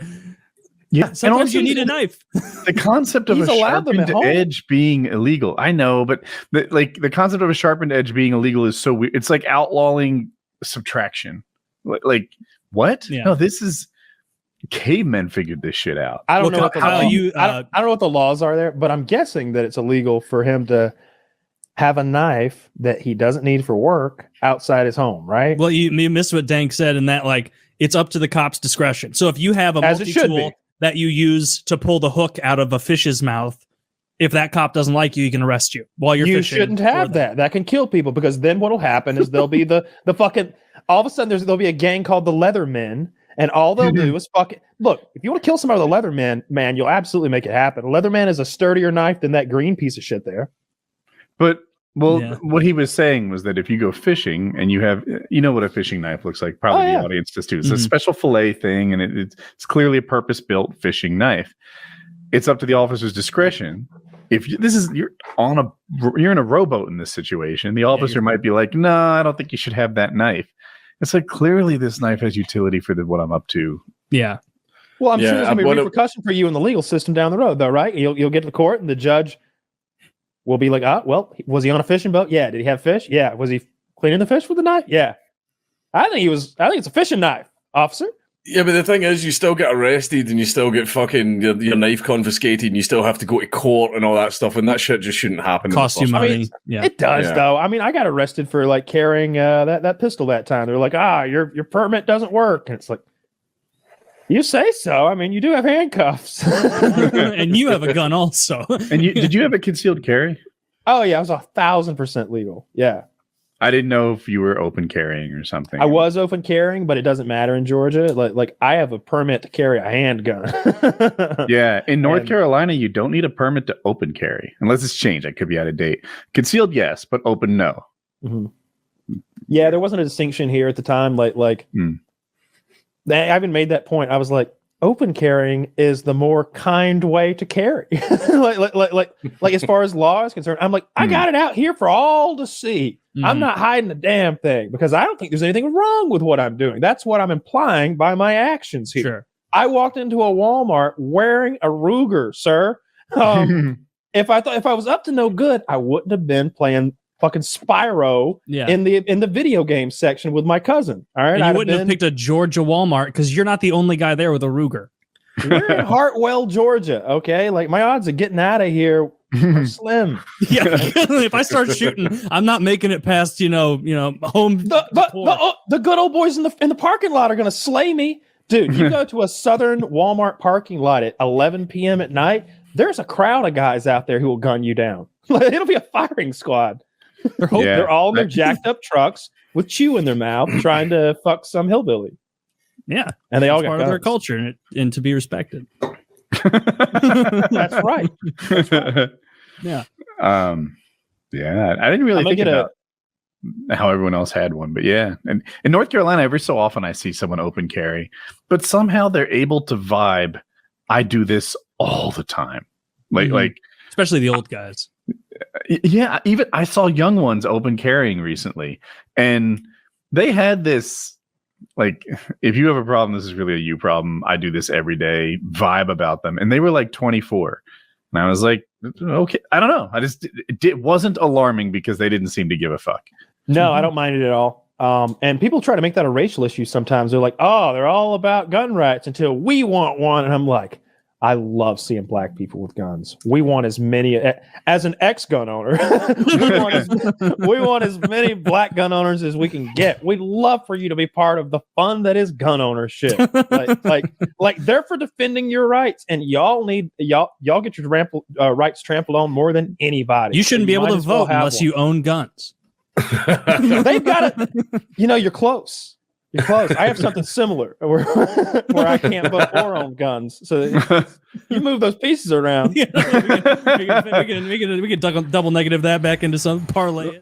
There are real people who do things that, as you sit there in your chair smugly judging them, there are real people who don't know what to do about situations. Well, this woman, an idiot, man. You describe craziness. This woman who was no one in the world is going to agree with this Asian woman. So he hooked up with Michael, and they went to Costa Rica and left the kids with her, and it all worked out. And Michael says that I'm sitting here smugly judging her. Shut up, Michael. Michael, won't you? You're being a little smug there for someone who's on the side of a house somewhere with birds calling and dogs barking. I heard a stranger walk by a minute ago. Don't be rude to me and cut me off. I let you trail on for 3 fucking.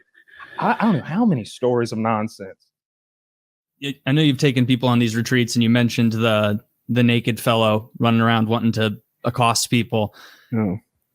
Are there any other really good freak out stories from people you've been around who maybe overindulged a bit, lost their mind temporarily?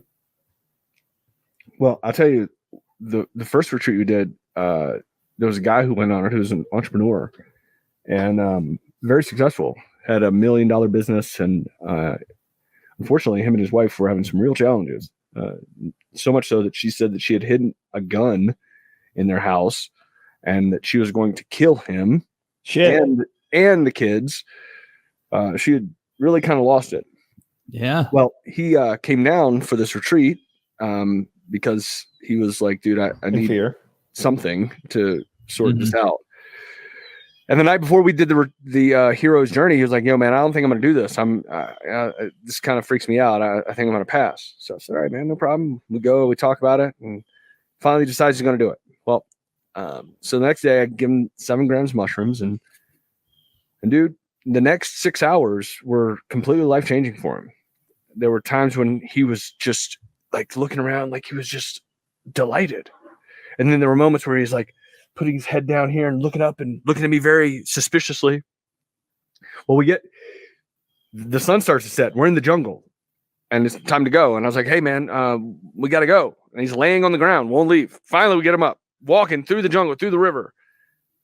He needs to get on the back of this motorcycle because that's how we got there. So he needs to ride the back of his motorcycle to go back to the house. And he looks at me, he's like, hey man, I'm scared. I was like, hey dude, don't worry. I got you. Well, the next day, of course, we make it home. Okay. Mm-hmm. The next day, he's like, dude, when you told me to get on the bike, it looked like you were God, and God was telling me that everything was okay. Now, dude, look, don't get it. Don't get the wrong idea. What happened here is in his consciousness, something about he learned something about the way this world works, something that all the mystics have tried to tell us for all time, which is everything's okay. Trust. Now, it made it seem like I'm God in that. That was just like an anthropomorphism. It was just like me playing that role. But Sure. the thing that happened, the experience, okay, the experience, not something that somebody told him, okay, but he was really there. And really, do you know how much courage it takes to tell, for one grown man to tell another grown man, I'm scared? This grown man whose wife has a gun at his house and has never told me I'm scared. I can't get over that. That's what I've been stuck this whole time. This man is a scared expert. He knows scared like said nothing about back being of his scared hand. before. Now he's saying I'm scared. Look, that's a huge experience of whoa, everything. He didn't leave his kids at home, did he? Yes, he ship them to. My question is this, Michael: how does going and having any sort of treatment gonna help that you've got a murderous, crazy lady at home with your children? Like that. Well, did he send her? Did she also get doped up somewhere? She realized she was right. Right? But what did he's like, you know what? I realized she's right. Right. Those kids. Like, what happened? What was the resolution to that? Because the real problem is his wife is crazy. She has like postpartum depression or something. Postpartum. Post. Squared. Cubed. In a relationship, the real issue is when people, no matter what the issue is, there's two people that can't communicate. And so in this situation, the issue was that there was some question about some infidelity. She wasn't able to get over it. He wasn't able to talk to her in a way that helped her get over it. It was a fucking mess. Shit. But you're gonna kill them. That's a whole other thing. That's scary. That is so scary. Well, I mean, I can tell you, I would not be going to Costa Rica for drugs. No, if that happened to me. No. I would be, kids, get in the car. We're leaving now. We'd be searing across the state. There'd be a fucking Amber Alert for my car. I'd be getting out of my car, beating the shit out of someone in another car, taking their car, getting my kids in there, going, your mother's a crazy bitch. She told me she's gonna kill you. And they go, she showed me the gun. Yeah, she showed me the gun. She had bullets Taylor, with their names on them. Taylor, do you have any kids? No. So you don't know what you're talking about. Kyle, do you have any kids? I have 4. I would take them and I'd get away with them. You know, like, right, look, if my wife told me that she was thinking about killing me and our 4 children, I might kill her. Honestly, if she said that, but I would definitely go to the authorities and put a stop to it however I could. Because I can't let the kids die. I care about them too much. I think we're getting off the point. 3 here. of them. The point is, everybody's got different ways of dealing with things, and did the LSD fix it? Did the mushrooms fix it? In this guy's case, it was a delicate situation, man. Like, did it get mushrooms resolved? Fix it? Like, did they get it broken off and everything with no violence, no?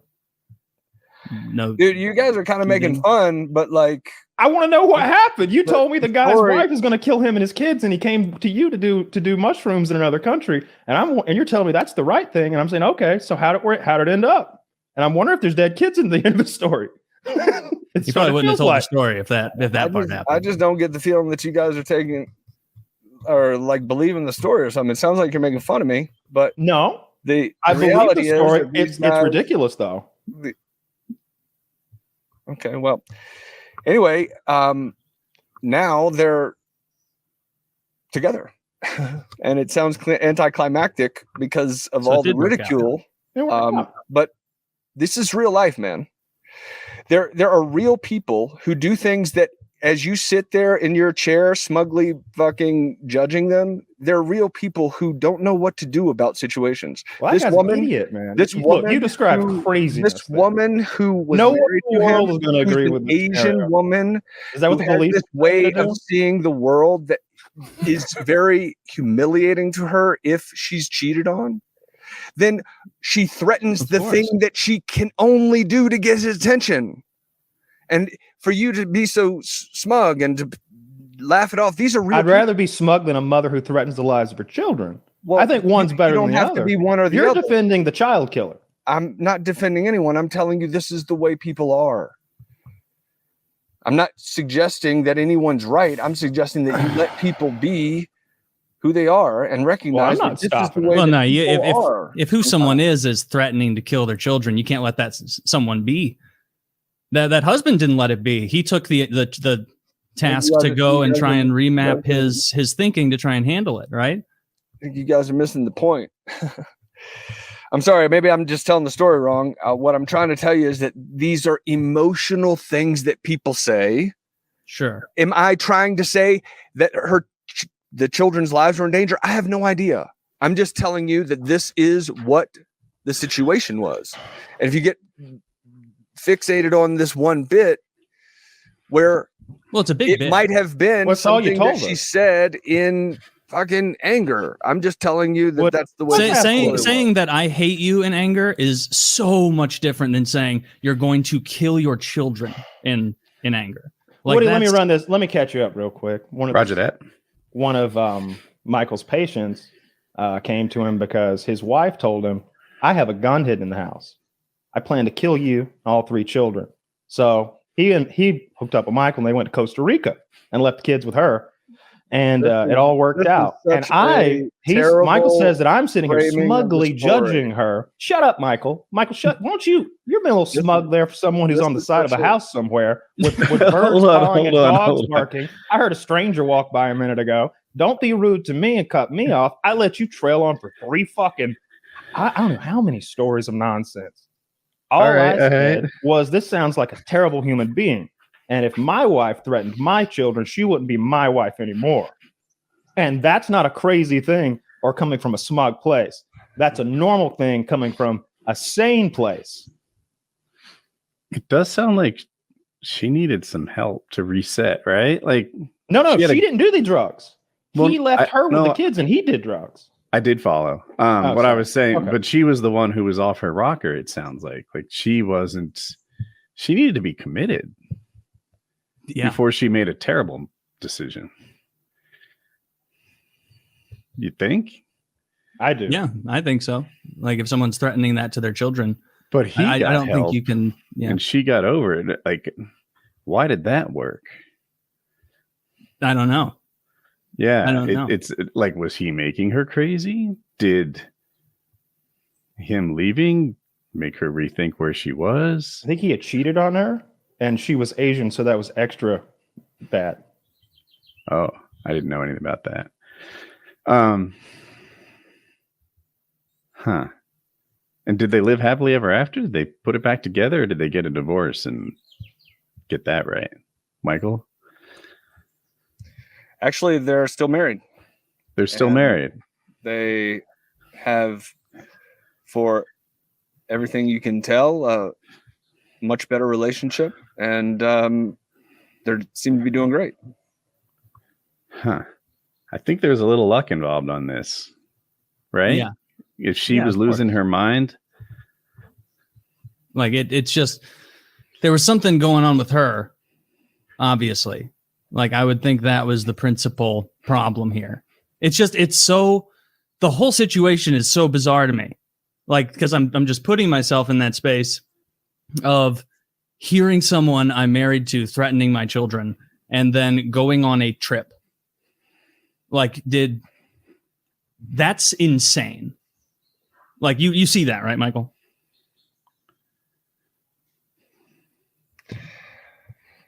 Guys, we're in a place where we're just not talking about the same thing anymore.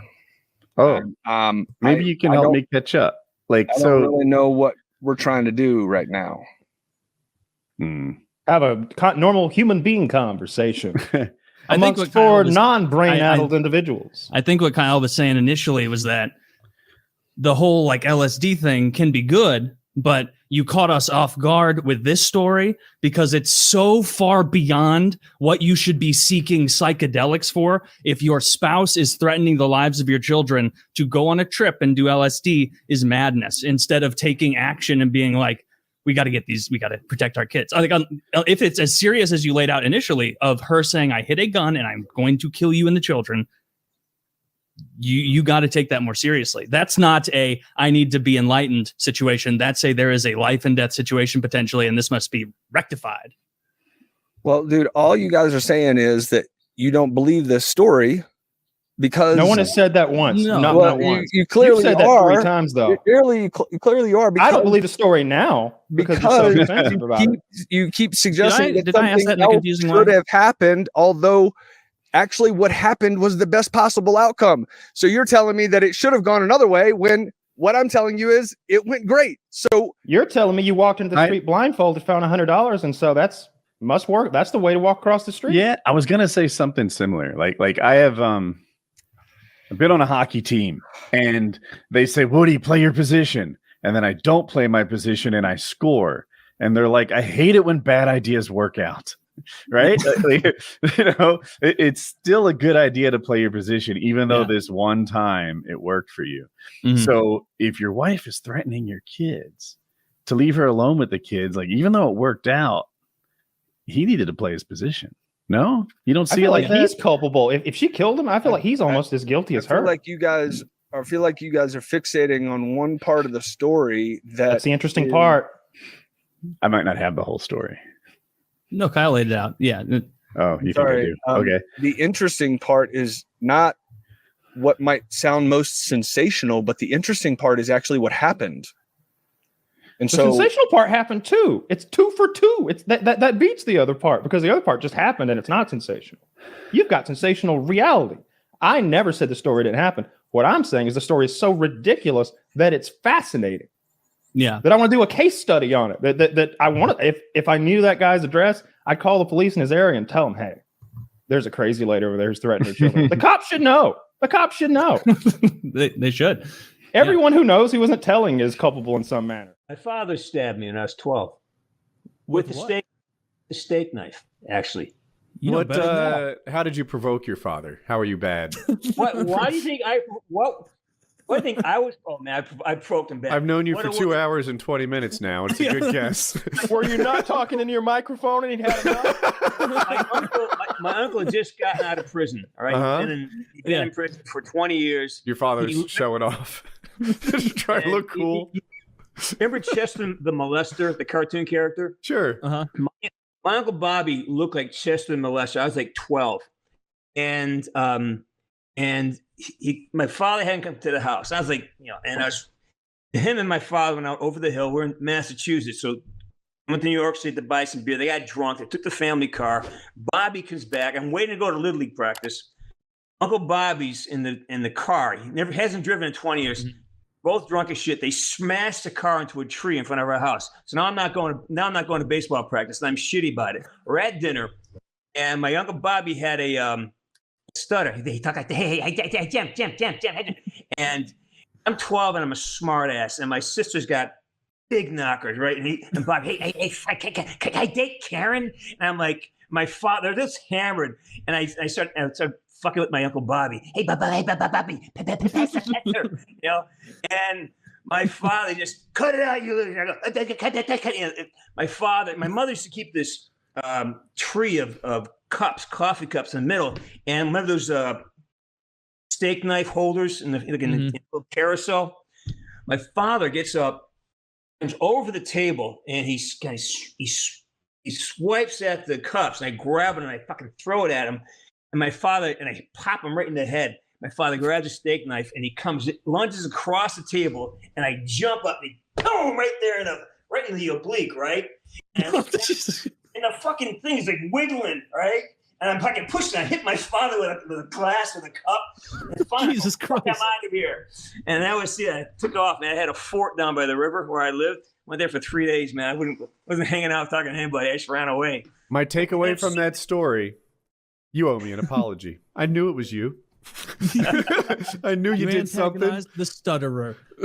So it couldn't have gone in very deep if you were able to hang out for 3 days. Well, what happened was it was about maybe an inch and a half, but it's right here. Like he caught me right, and it got under the skin, so it hit the oblique and bounced off my hip muscle and got caught in the flesh, right? But it was in pretty deep, and I couldn't. It was like wiggling, so I ran. I went down to the fort, and I was trying to get it out, but it was serrated. So, and I was like, I kind of got it out, and I had like all kind of fishing gear, like fishing hooks and nylon wire. So I kind of like took it, and I took the hook, and I kind of knocked the barb off, and I kind of like 4 stitches in there. None of this happened. You're calling bullshit on this, Kyle? None of this happened. How old were you when you Rambo style sewed your stomach together? Look at this. I'm from a rural place, right? Grew up in Rivers. I don't know what that's like at all. This is commonplace where I'm from. A lot of drunk people, like getting cut. You get cut, you get your head split open. I got kicked in the face with a hockey skate right there, and it split my face open. My coach took white tape, wrapped it around my head, and put me. I didn't miss a shift. That was me at 9 or 10 years old. So by the time this happened, I got cut. I got beat up all the time, and my father was just a nightmare. Do you have a good relationship with your dad now? Or he's dead. I don't know if he's alive or not. Oh, he's dead. Too much drinking and swinging knives around. Did anything like that happen again? No. I was like, I didn't go back home for like a week. Kind of like stayed in the fort, and then went to my grandfather's house, and then Uncle Bobby went away, and we just we weren't a family that talked about shit. It's like I just kind of came home one day, and he's sitting there. He's always at work, and he's at the factory or at the bar or in jail or something. So I come home, I avoid him. I think I avoided him for like a month. Had my eye contact. Fine, I need a ride to practice. All right, get in the car. So that's kind of how it was. I sat there and I probably didn't talk to him for the rest of my life. Was your dad in and out of jail? You said? Yeah. He had issues. What did he go in for? I mean, violent stuff. It sounds like. Bar fights. He was. He's gotten a lot of angry guy. Bar fights. Petty criminal. He stole some shit and But we were lucky because it's a small town, so you go in and some of the people I know were law enforcement or judiciary, so we kind of had help. And then a lot of times they just put him in a nut house. They take him over and put him in a place called Jones, which is a psychiatric ward at the local hospital. So he spent a lot of time in there. I told you guys about this, but my mom has a problem with expired food, not throwing shit out. And so anytime I see a date that's like more than 6 months, out of date, I just throw it out. Even if it's soup, it's some kind of mental thing. Like I've gotten diarrhea too much from my mom. So oh God. Yeah. Take that one out of context. Yeah, that's pretty rough, but it's North Carolina, so Did she ever get her hoarding more under control? No. No, I have a picture. I don't have it on hand right now, but that's good. Yeah. It's the most disgusting. It would turn your stomach if you saw it. It was. Oh no. It was just a messy house? No, she started try me. Look at all that laundry. I might grab it in a second, but no, she started she was convinced there was going to be some kind of food shortage or some shit, and she started like canning food herself, jarring it herself. And I went over to her house one day. She didn't do it right. One, she didn't do right, and it smelled like it smelled like a dead body. No, that was the dead body. Okay. No, that was your uncle. We haven't seen. She had like 30 fucking jars of just the most disgusting. It looks like the Texas Chainsaw Massacre. Like, what was disgusting. She canning? Beef? Like chicken and beef? Yes. Really? And I'm like, yes, and it wouldn't be that bad. It wouldn't be that bad. You think I'm joking? I'll send you. You're like emptying a can of chicken to put in your preserves jar to make it last long. She'll do stuff like that, and it won't be that bad. But the entire fucking basement, she's already done that. Like the basement's full. Yeah. So now it's just full upstairs. Like it's bad. Is food her thing? Yes. Okay. She thinks those are some of the roughest hoarders based on the show. Mm-hmm. Like the more easy ones to deal with, they're like a guy who just loves knickknacks. Like, is there no way to channel that into like something like constructive, like gardening? She gardens as well, but she gardens food. Oh, I knew she would, but I figured like that could be the focus, or like maybe if you take it to even a bigger level, would she love being a farmer? She is. She farms. Yeah. That's the okay. She. Oh no. she takes she has so I have a fireplace behind me in my living room, and I haven't used it yet, but I'm gonna try to use it this winter, just because it's fun.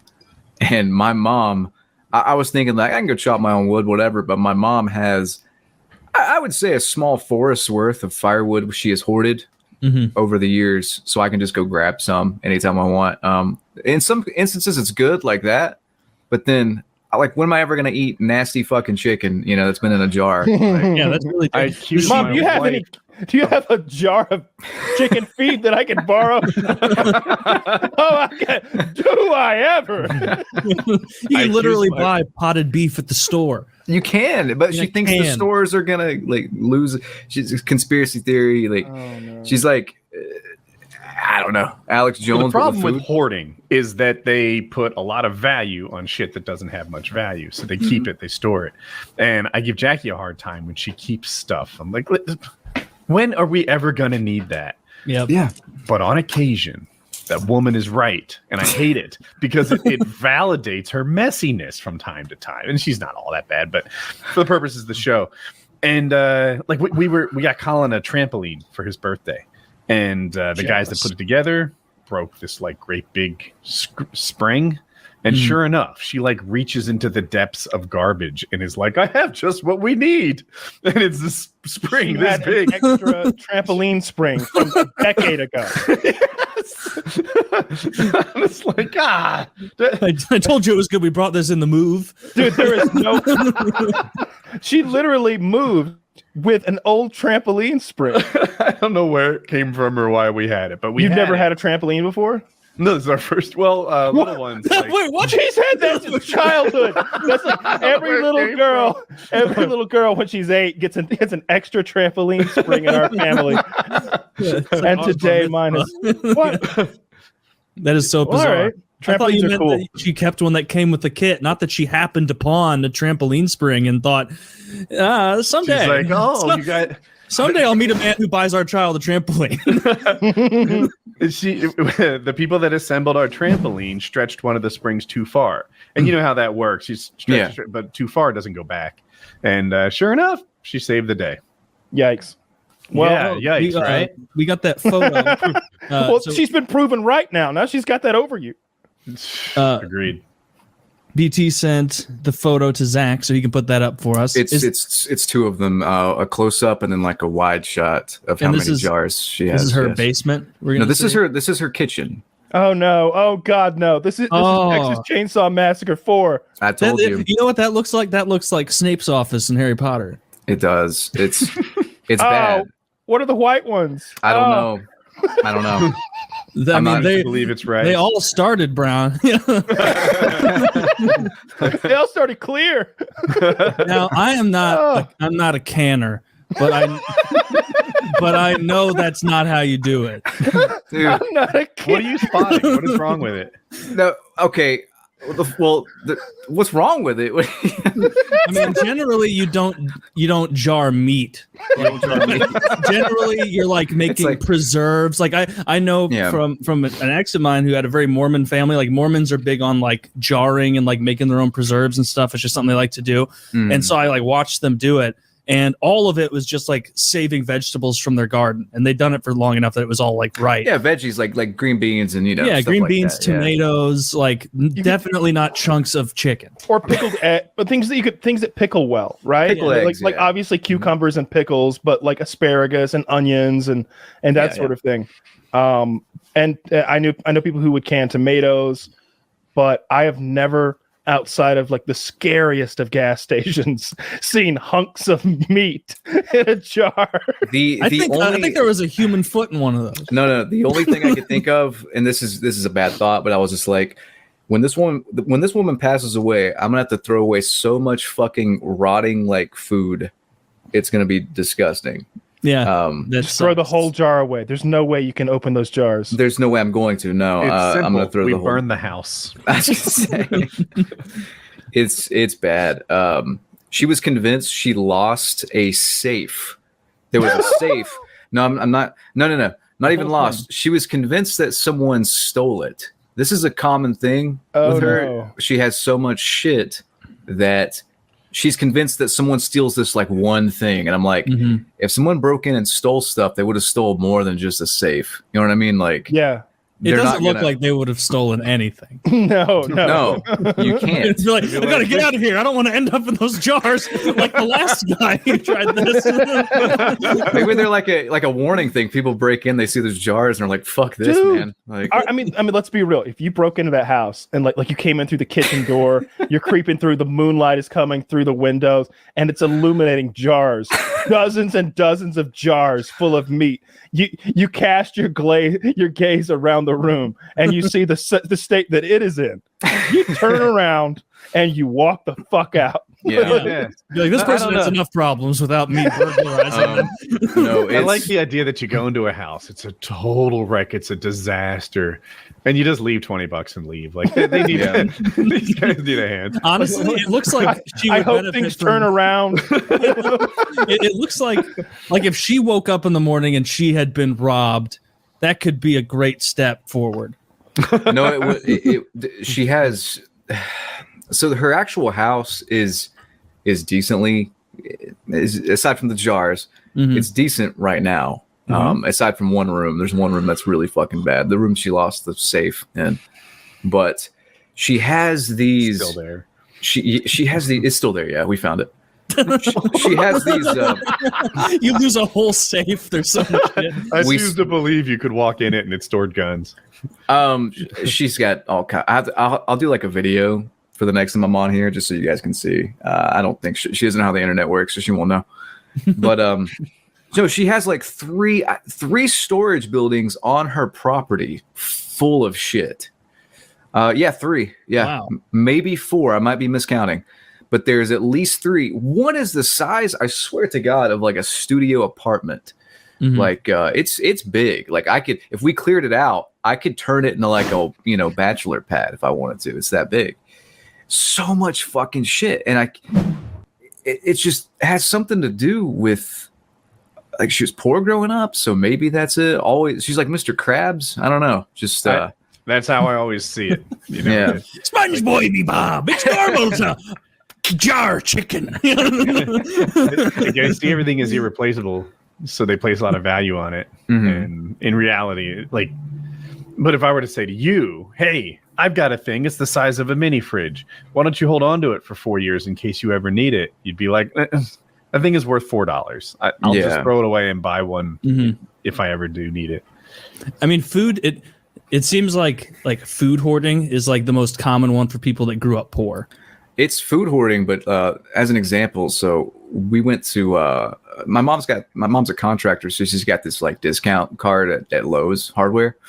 So she gets like 5% off all her purchases or some shit, frequent buyer discount.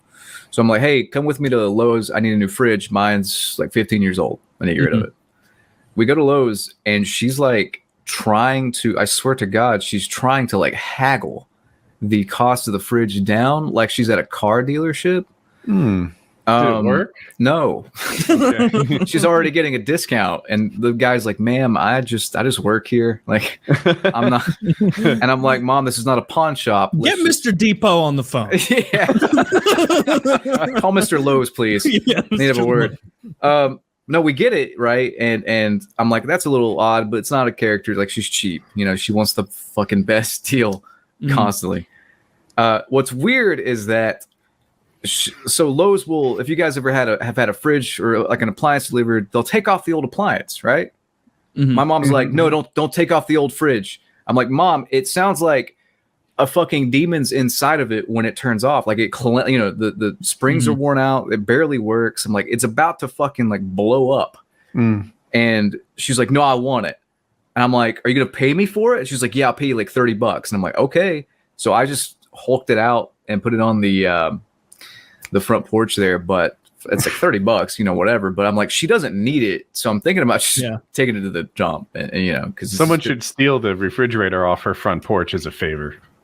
Nobody's gonna want it. It's a piece of shit. It barely works. Oh, okay. Yeah, she needs that tape. I don't know. That's not the right way to do it. But yeah, I wish you could somehow convince her that junk is junk. I have tried. So hard to do because it's like an ingrained but what when the time comes, I won't have food. And like, like if like that's your fixation, I get it. Like especially if you grew up poor. But like those houses get gruesome. The food porters are so like the people who collect dolls, yeah, they're strange, but like they're dolls. You could just pick them up and remove them. Whereas like food, it becomes a hazard. What if you drop one of those? It'd be like a dirty bomb. I was gonna say, there's I think in that picture actually, there's one you can see the one that's spoiled. It's the one that's brown with like the white murky shit. Can you on put top the picture back up again, Zach? So canning is a pretty in-depth process, right? You have to sterilize the inside of the jars by by boiling them first. The first thing you need is edible food. It's that right there. All right. So yeah, that's some sort of mold or something or bacteria growth that she's got going on in there because it wasn't properly sterilized. The one to the left of that one, though, let's go to that fleshy one that looks like it looks like she just like is that pig intestines? Like, I don't, dude. Honestly, I didn't ask. I just said, "Hey, something in here smells like shit." Don't ask. Don't ask. I'm not gonna ask. Like don't ever let her know you're suspicious. No, I'm not gonna. No, because she'll try to give me some, and I don't fucking want it. The 1/3 to the right, and actually, no, Mom, I can't take this. I have to pay you something. The one behind the white one has more white on top. The two to the right of the other one that has white on top. I can't figure out what the fuck kind of meat is in that 1/3. Chicken, right? The tall white one. Oh God, I think it's chicken, but with the skin still on it. Here's the thing: she has food that, she has food that's so old that she has like in freezers and shit. She might have run out of room, so she's canning this like 20-year-old frozen chicken out of the freezer. No. Smart. Yeah. So it's canned, freezer burned, decade-old chicken. That's like lost its shape. Yeah, it looks like intestines now. I think that's most of this because it's bad, guys. Like I tried to chicken one time, qualifies for an antique license plate. No, like I found a ham that could vote one time in her fridge. 18-year-old ham. I swear to God, 18-year-old ham. Chicken can rent a car. Yeah.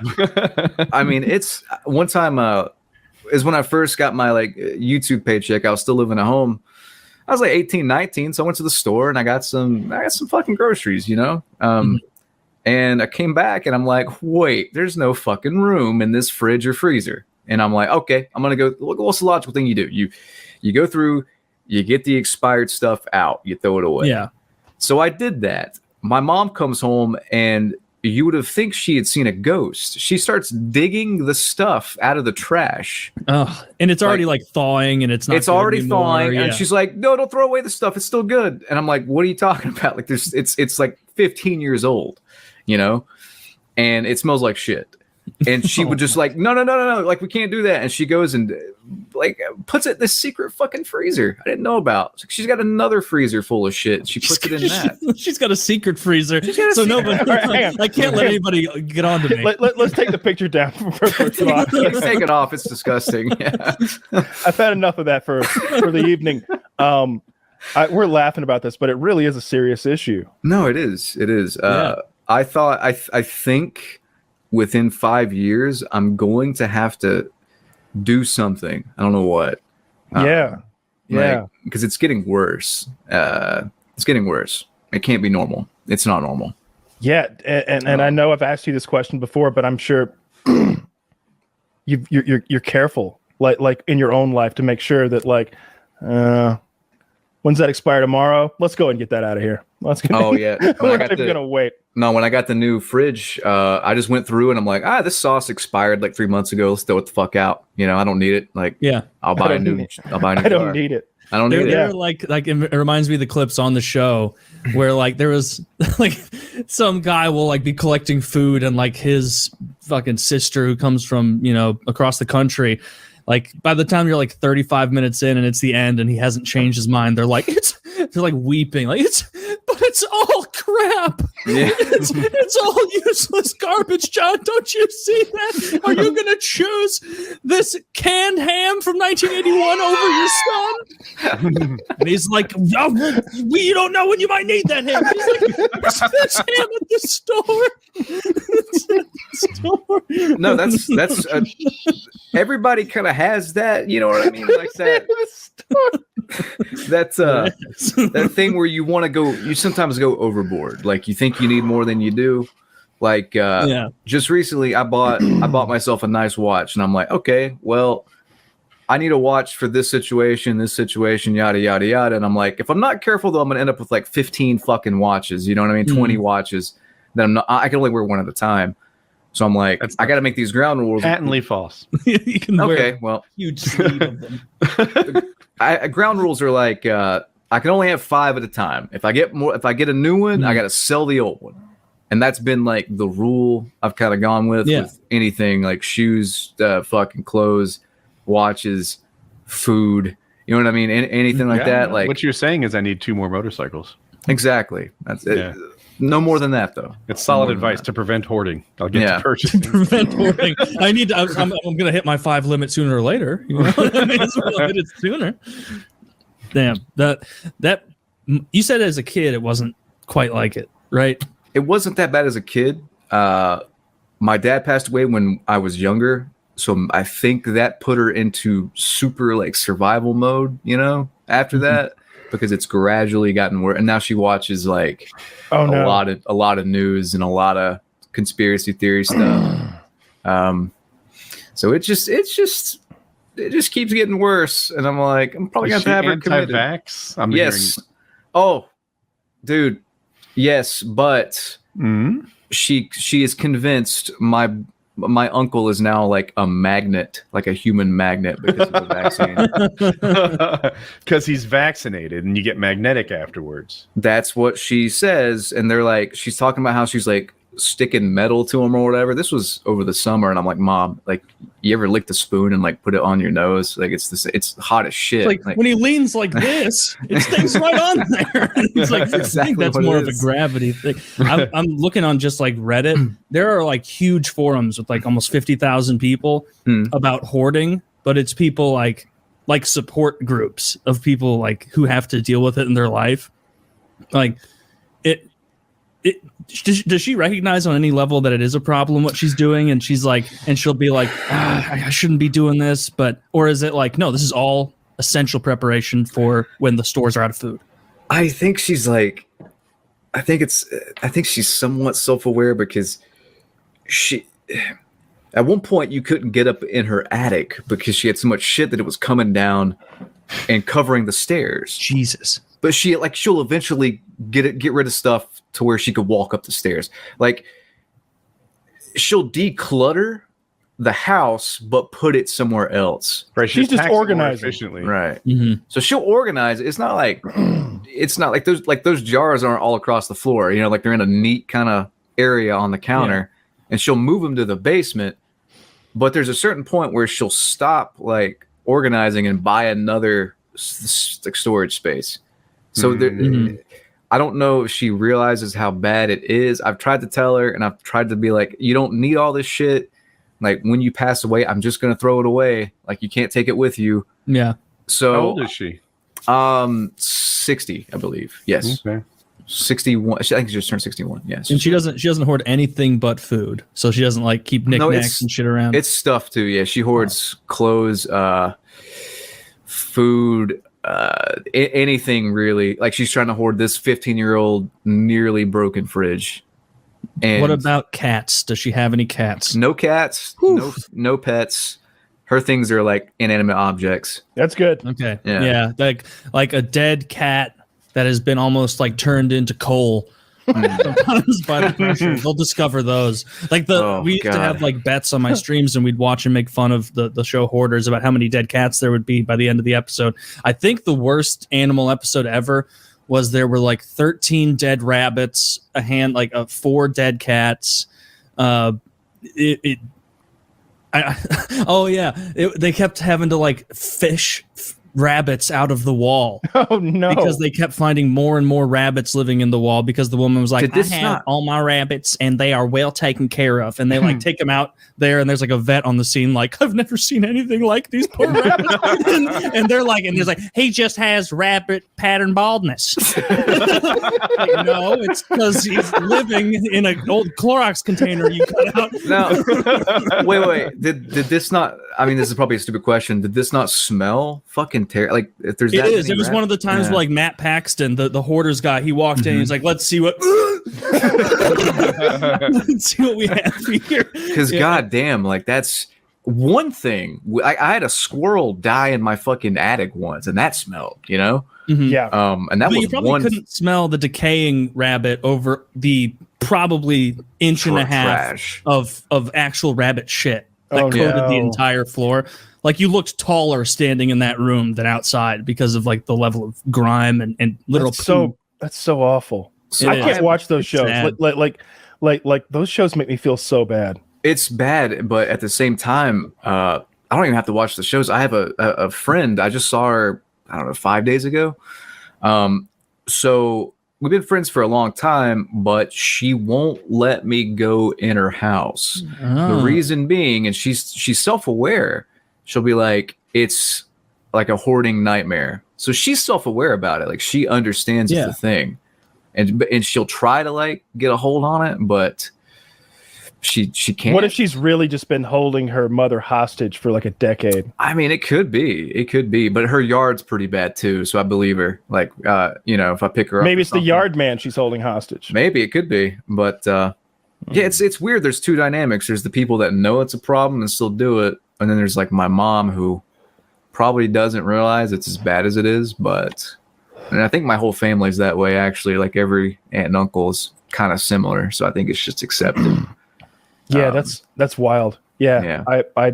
I've never seen that in real life. I've had I've had messy relatives, but whenever we've had a relative die, when we went over there to like clean the place, that it's almost in my family. It's never like, let's divvy everything up, all of the valuables. Yeah, let's make a big pile of the jewels and the heirlooms. Okay, we got it. All right, here's the pile. All right, like.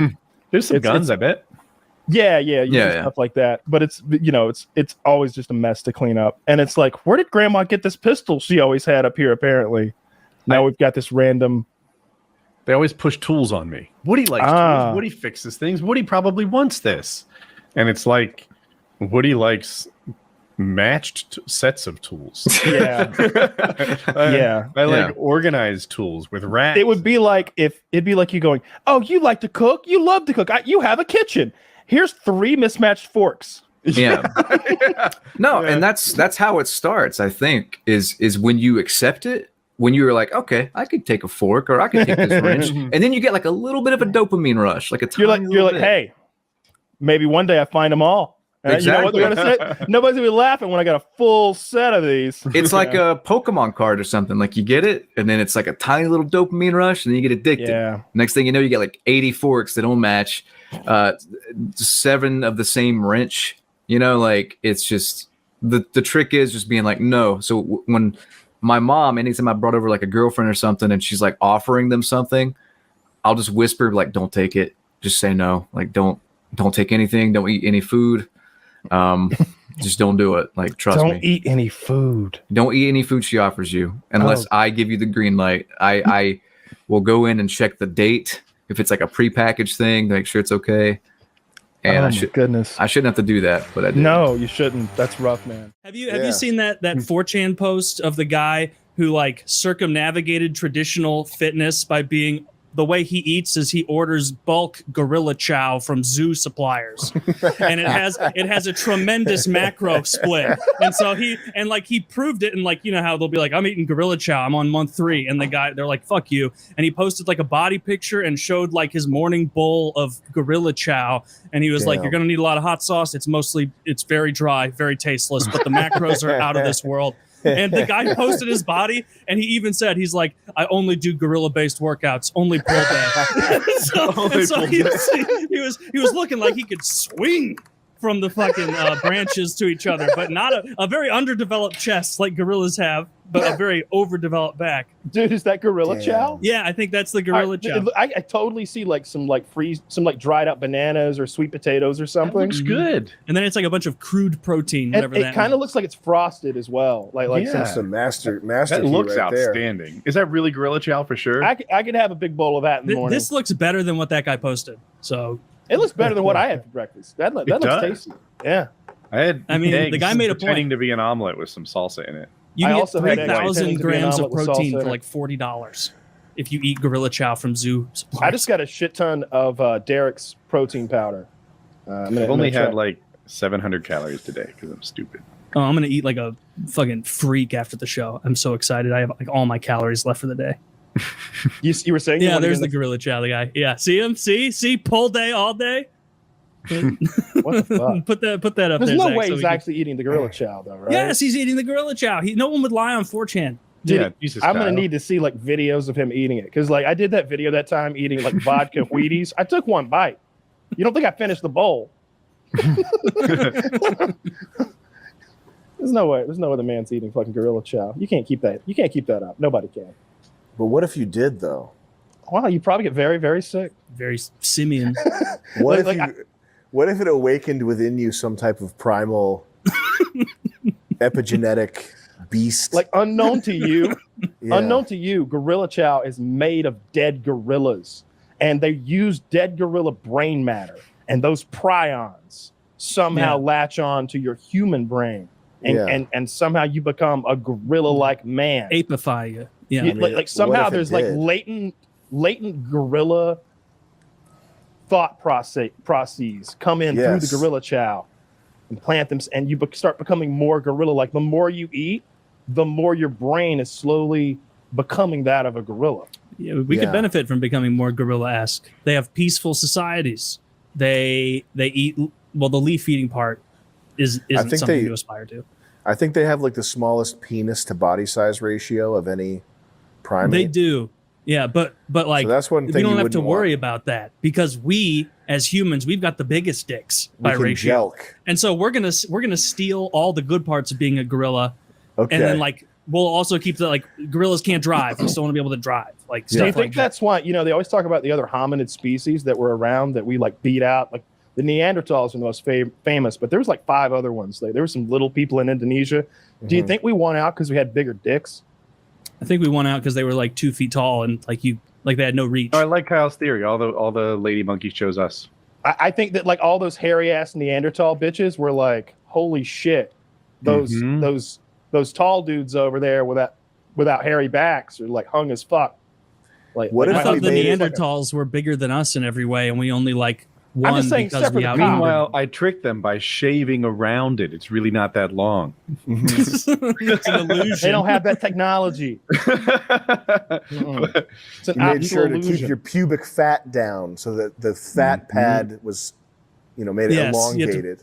That's a big thing that happens to guys. Is there like a pubic fat pad? Yeah. Oh, yeah. Oh, absolutely. Oh, yeah. But all right, so do this. Like, so if you go in, if you like touch your dick root with your finger, and then like, everybody get your dick root real quick. Everybody touch your penis. Go down with like one finger, top of your dick root, and then push it, and then that's not your dick root. That's something else.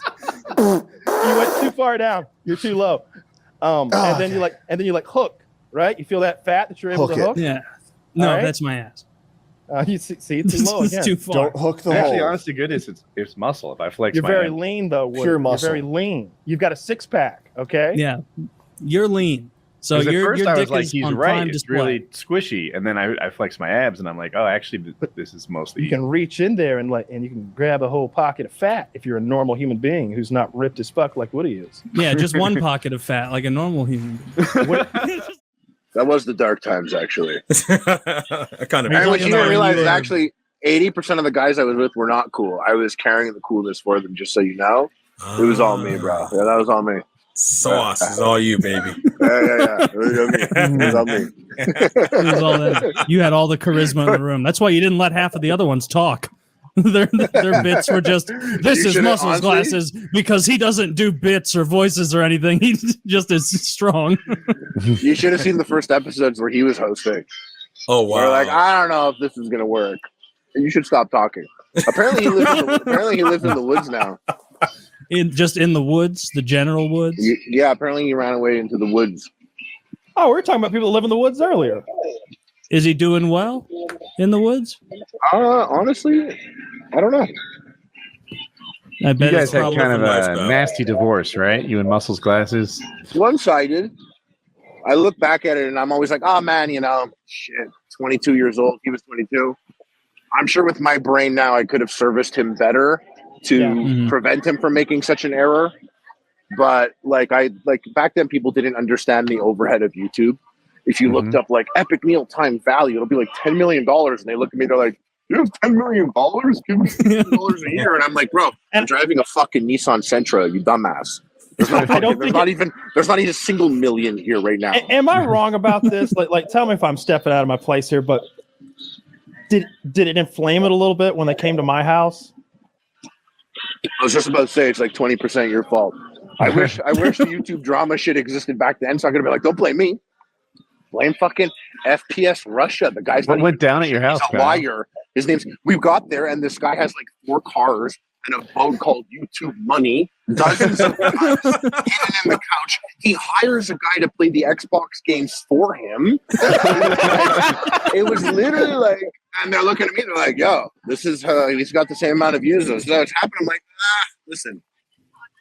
There's 6 of you. It's one of him. I don't know how financially responsible that boat purchase is. It was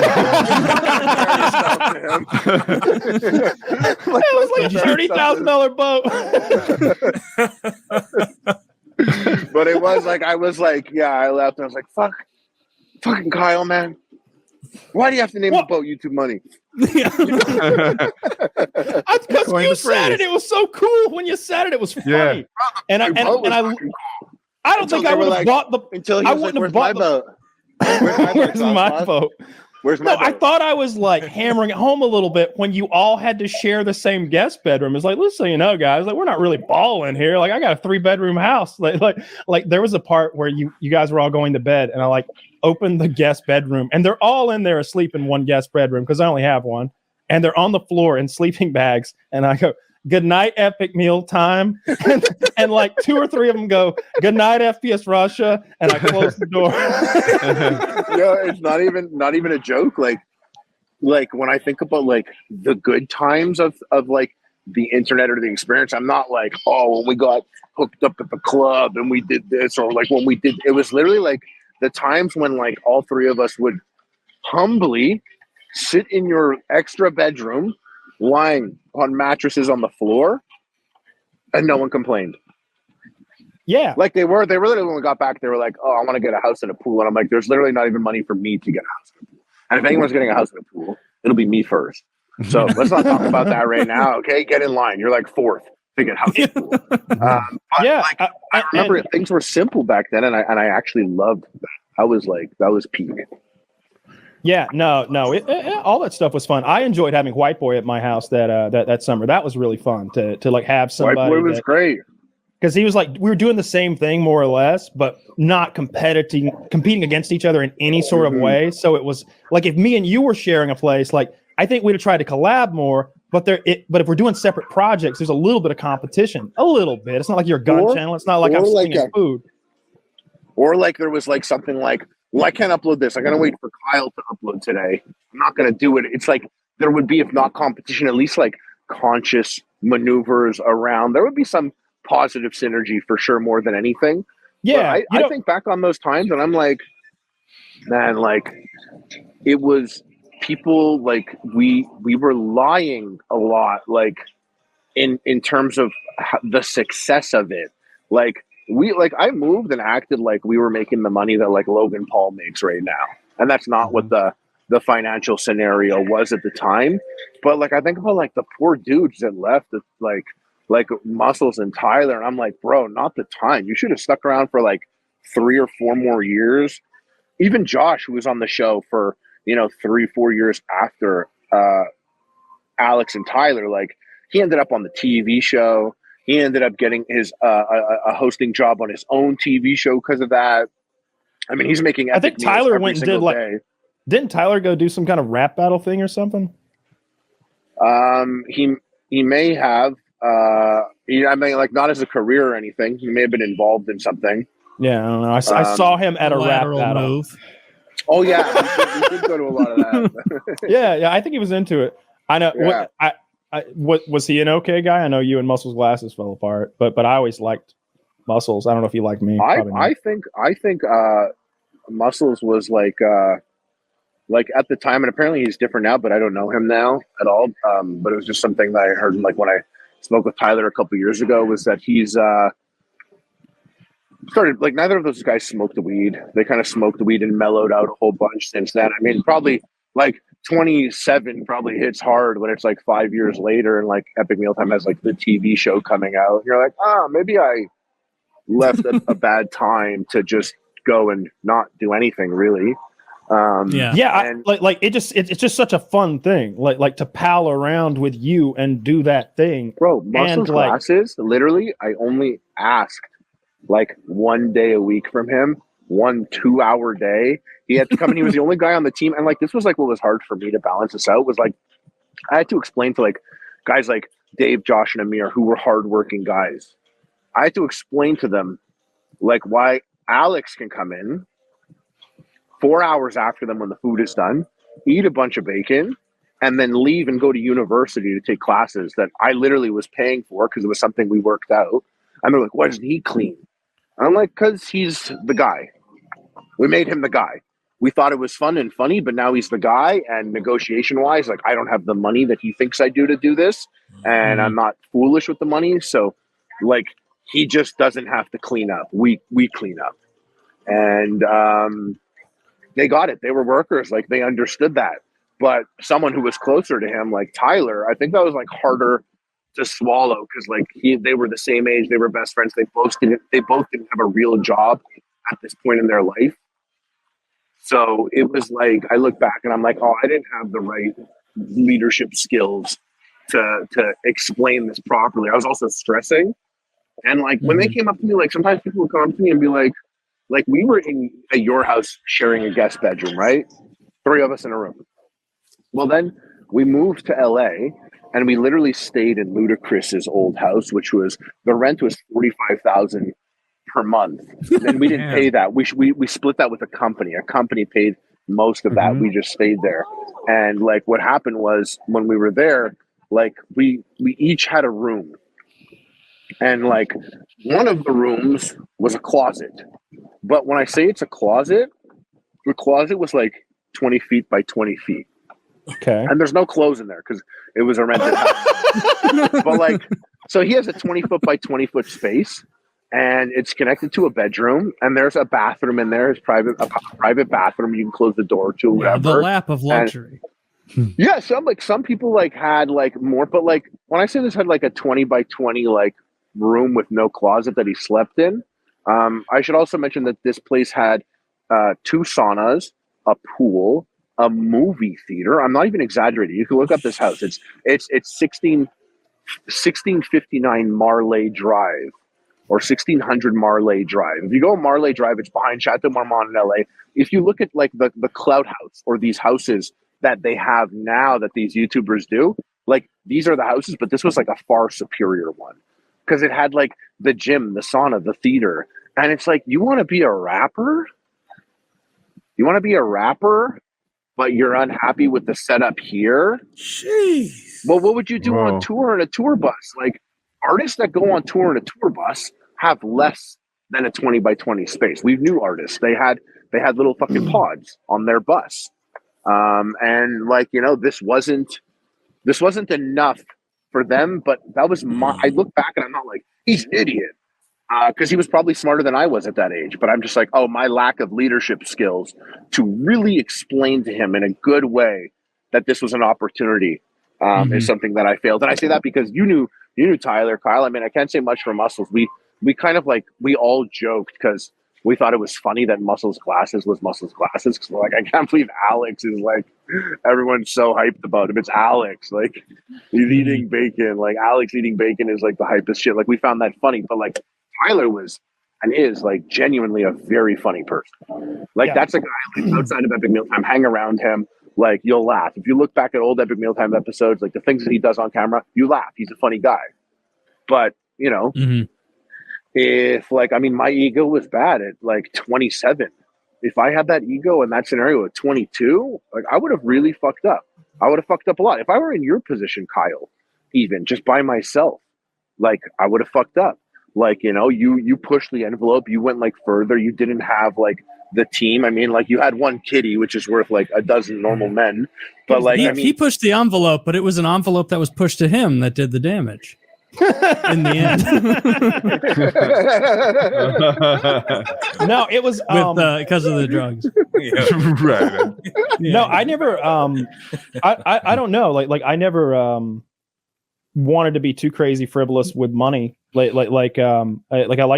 immediately bought a new car. And then me and my dad immediately, like I was like, Dad, I'm gonna buy a truck. Do you want to buy a truck with me? Let's just buy a whole truck.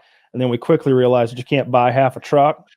So had to get a check from Father, and then it was his whole truck. You can't both put $20,000 into a thing, because then one person gets mad about how the other person uses it. So just write me a check and we'll be fine. So we got that sorted out right away. But yeah, and then I bought that boat. That boat was not supposed to be a frivolous purchase. That was supposed to be a smart idea. But I got like, this happens to me sometimes. I get swept up in like the idea that we're going to do a thing. So, and I won't let anything get in my way. It's like, look, I said I was going to do a thing. Oh, now Alex is out and we can't get a house. I'll get a fucking boat. Like, it's like, wait a minute. Who am I trying to beat?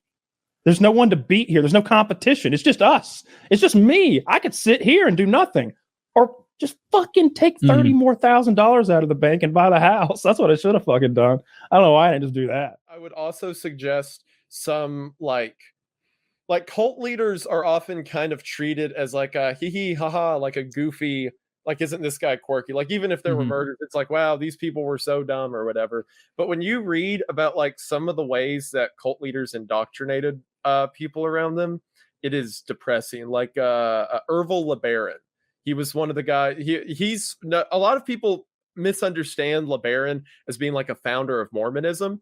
He was famous because in the early days of Mormonism, he got kicked out and started like a whole cult separate to Mormonism. Okay. He was like a big practicer of polygamy and stuff like that. And what he would do is he had a theory that he pulled out of the Old Testament, and he called it blood redemption. I think it's blood redemption, blood sacrilege, something like that. And it was the idea that some people were so sinful in their lives, the only way that they could go to heaven is if they're murdered by righteous people and like a prayer said over them or whatever. So what Ervil would do is, if there was like, say he had like, 20 wives or whatever, and say one of the daughters of one of those wives disagreed with him or tried to leave, he would go to the mother of that girl and be like, hey, do you want your daughter to go to heaven? You're going to have to kill her. And like, he would talk these poor delusional people into murdering family members because he said it's the only way they could get into the gates. And like reading the testimonies of people who were in that group, oh my word, some of the most terrifying stuff ever. That guy was absolutely evil. But yeah, there's a lot of cult leaders like that who are very messed up. Who are some other interesting, some other cult leaders? I'm woefully misinformed or uninformed, I guess, on so much of the cult shit. I don't know enough about that. Heaven's Gate is about like the extent of what I've looked into, but that's like the Beatles of cults. Like, and so like you can't really say like, oh yeah, I'm into cults, and it's like, name 3 cults. Heaven's Gate. Name their album. Name 3 of their albums. Yeah, Go name ahead. 3 of their albums, idiot. Oh man, I've been called out. So I need to find a better one. But like you're 1,000,000% right about the whole cult thing of people being smarmy and smug. Like, these idiots, they didn't know. It's like these people who are in like influence circles, cults, like they can't see outside it. by design, all of their interactions and the social cost of disagreement are incorporated into that. If they had a robust system and network of people who weren't involved in that cult, then it would be easier. Like, that's why the first step of any cult or like indoctrination is separating you from your family, separating you from your friends, making you believe that nothing can be trusted except for what is said here. And when you're surrounded by a bunch of people who have done the same thing, you know, they've done. Tony, he distanced from his family and his friends, and he hasn't had an issue with it. What's wrong with you? Are you not bought in? Do you not believe what we believe? Like those kind of social You're not going to let it down, are you? You're not. You're one of us. You're not going to go against it. Yeah, that happens all the time. You like, pretty much your only friends and family are us now, and you're disappointing us. Like, what's going to happen? There's this weird misconception, and a lot of it's just because they don't know any better. But there's this misconception a lot of people have that like happy people who were doing well in life join cults, but it's almost never that. It's like I don't know if I've talked about them before. I know it was on a podcast. I don't think it was on PKA. I talked about the Anthill Kids. Did I do this diatribe? I don't recall the Anthill Kids. No. Okay. Tell us about it. The Anthill Kids were a cult in the 70s. It was either the 60s or 70s. They were led by a guy named Roche Thoreau. Roche, I think it's either Roch or Roche. It's a French name. Roche was a pastor in, I forget what denomination of church. It was some branch of Christianity for Seventh-day Adventist. Yes, thank you. Seventh-day Adventist. Before he broke off, and then up in French Canada began this farm. And what he would do is he would go to these people in bars. He would pray apparently for women like near like hospitals, like women who had miscarriages. Like he was seeking out people who were in the worst point of their life. And he'd effectively start with the evangelist thing of like, hey, Jesus loves you. Do you want a home? Do you want a community? Mm-hmm. And he started inviting people to this farm he was effectively building up in the mountains. And he did this for years. So for years, it was just a group of people who had nowhere to go. They were completely lost. And then someone offers them food, shelter, and friendship. And it was years of that before it became what it eventually turned into. And that's how people get indoctrinated to the point that they join and become a part of a cult. It's not just like, and I want to be abused by, some charismatic figure. But like Roche was... It was a very slow decline. The first step of it, I believe, is he started having them do labor. Like, okay, you go work and I'll stay here and run things. And people were like, yeah, that makes sense. And it's like, hey, do you care to help build like the houses around here? And they're like, yeah, that makes sense. And then it started to be like, I think I need to have children with the women here. And the single women were like, absolutely. Yeah, I'm down for it. But then the husbands were like, hey, I could give my wife to this guy. So then he has all these children that are his. And then after, I think the cult, there was a period of time he went to jail, and like every day, all of them would come to the jail and talk to him. He went to jail for like several months. I think the cult lasted for about 15 years. And by the end of it, there were so many violence scenarios that happened. But one of the more intense ones was a woman tried to run away after I think he had forced himself on her. I can't remember the scenario. But she tried to run away, and it was in the middle of Canada in the winter, so it was freezing. And these men brought her back, and he, in front of everyone, he dragged her onto, like, he had like a church set up. He dragged her to the altar, pulled a hatchet, and cut her arm off at the front of the room in front of everyone, and no one did anything. They were just like, yeah, she went against us. What else are we going to do? And, she's crying and screaming. And then he just puts down the axe and holds her and starts patting her like, shh, it's okay. And everyone was just like, yeah, this is fine. This is what happens when you mess with the cult leader. The thing that eventually did them in was a woman died during... It was something like she got sick or she got cut, and I forget the details, but Roche did something like he ordered someone to put a bag over her mouth or something like that. He ordered them to do something that got her killed. And then there was a period of time where they tried to hide her body, and then her family came looking for her, and eventually everything got found out. Oh, it was the woman who got her arm cut off. She escaped while the police were investigating, and she went to the police, told them what happened, and all of them got arrested. But yeah, these people were conditioned over the period of over a decade to be like, yeah, if he wants to cut her arm off, like, that's his right. That's what we get. And that that's scary to read about, like situations like that where people are absolutely at the will of some madman. And you have to remember like something else with it is like the longer someone is in a cult or in like one of those circles, the more like sunk cost is involved. And so like someone who's in a cult for 2 days is a lot more likely to be talked out of it. If you've been in there for years, like that is your life. Leaving that is not only changing your whole life and uprooting yourself, it's also an admission that you were fooled. And I don't remember who said it, but it's a lot easier to fool people than to convince them they've been fooled. And so like you spend 5 years in a cult, like that's your fucking life. Like you're not going to let anything separate you from that because those are your friends. That's your family. So what are we defining as cults? Like what how do you know it's a cult? Like someone tells you, hey, Taylor, look, I found myself. There's this group of people. They got a new way of doing things, and I like it. And for the first time in my life, I feel at peace. You know what? I'm leaving my job behind. I'm putting all my money into this. We all did. And look, hey, I am definitely not the richest guy there, buddy. I'm gonna tell you that right now. We're pulling a lot of money together so we can all just live in fucking harmony. And that's all there is to it. I mean, there's a guy in charge, and he takes a cut. But Father Michael keeps us together. He keeps us guided on the path of that God wanted us to be on, the one he originally wanted us to be on. You know what I mean? No owls. And it's a good place. Like, what do you say to this guy? I mean, it's hard because like so much of like the cult part is the insistence on removal of yourself socially from your existing connections. So if you were inviting me and you were like, yeah, bring your family, bring your friends, like we meet up every week and we're going to hang out and we do this, I'd be like, okay, this isn't a cult. They're not trying to separate me from my life. If you were like, hey, you know, in addition to this, Taylor, I think you should come stay on this compound with me for a while. No, just you.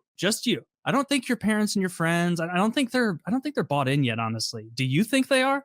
No, I don't think they're like you and I agree. But yeah, come on. Then I'd be like, okay, like this guy's trying to fucking put layers between me and the people I'm familiar with. This is a cult. I've never seen anything like that, honestly. I'm glad that I was never cool enough, I guess, to be invited to a cult. I haven't been invited either. Not even the Klan. Like I remember my dad told me. How many Klansmen are there? Like 13 FBI agents? Who the fuck is in the Klan in 2023? Unironically. What Woody did have a cult question that got cut off. Do you remember? I was asking about how the money worked. Good. Oh, for the anthill kids? Yeah, well, in general, like how do they get people to give up their resources and give them to someone? So it depends on the cult. Sometimes they'll have a few benefactors. Like sometimes they'll convince a couple rich guys, and that's where most of the money comes from. Sometimes, like I don't think Waco was a cult to the degree people say it was, but it's definitely a cult in some Branch regard. Davidians, eh? The Branch Davidians, yeah. The way that they did it is Koresh just stayed at the compound, but everyone worked in town, and there was how I know it was a cult? Fun. How's that? Because they're called the Branch Davidians. Correct. As a kid, that rolls off the tongue on the newscast, and you don't ever stop to think about what it means. David Koresh leads the Davidians.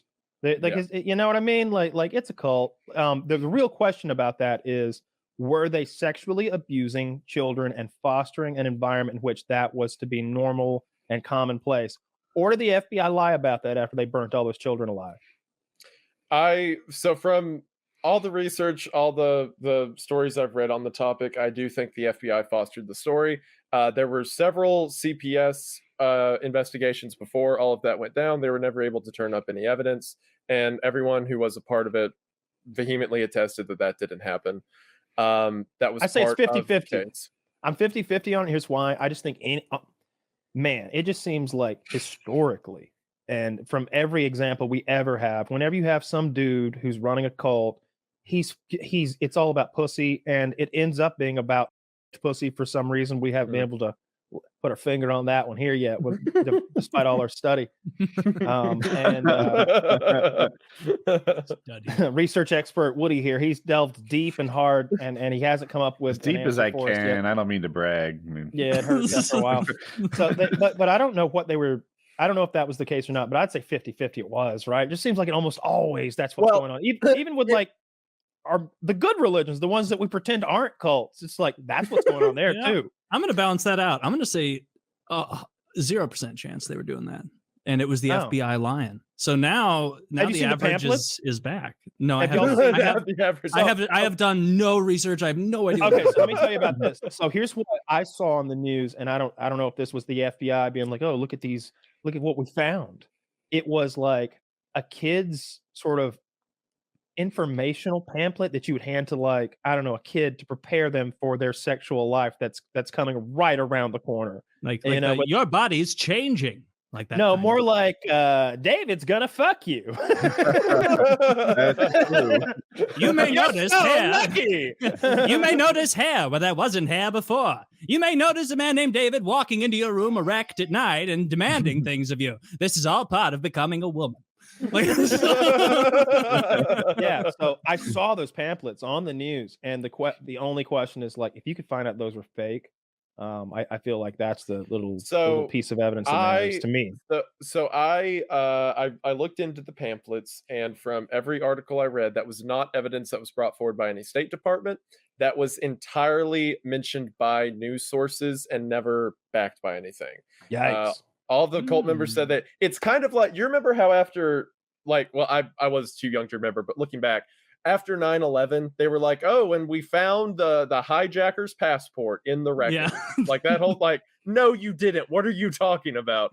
Like, it was kind of like that. The news is like, hey, I know what we can do to be sensational for the next half hour. Sure. So from everything I read, that's where'd that pamphlet come from? Like, where'd it come from? Someone made that shit. Someone printed it off of a printer. Someone stapled it together. Someone drew those little stick figure children. You know what I mean? Someone wrote it.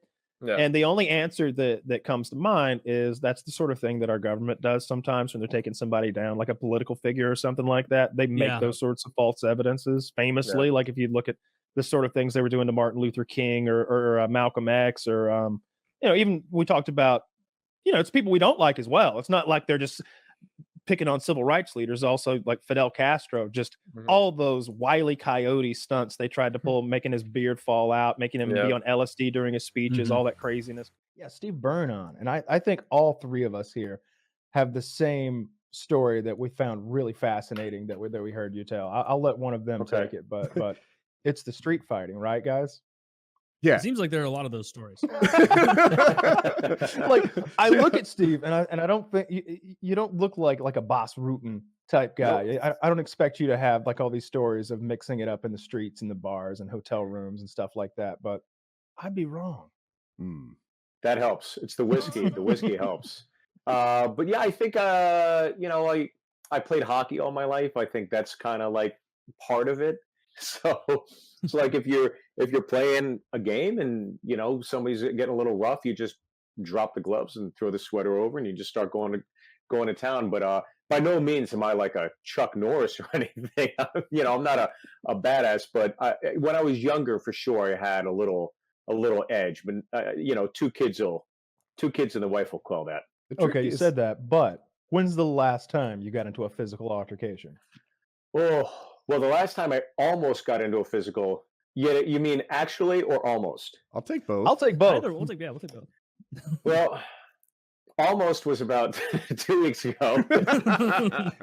I went to a movie theater and I went to go see. It doesn't even matter what I went to see, but I went and saw a movie with my buddies. It was Joker, Ace to Violence.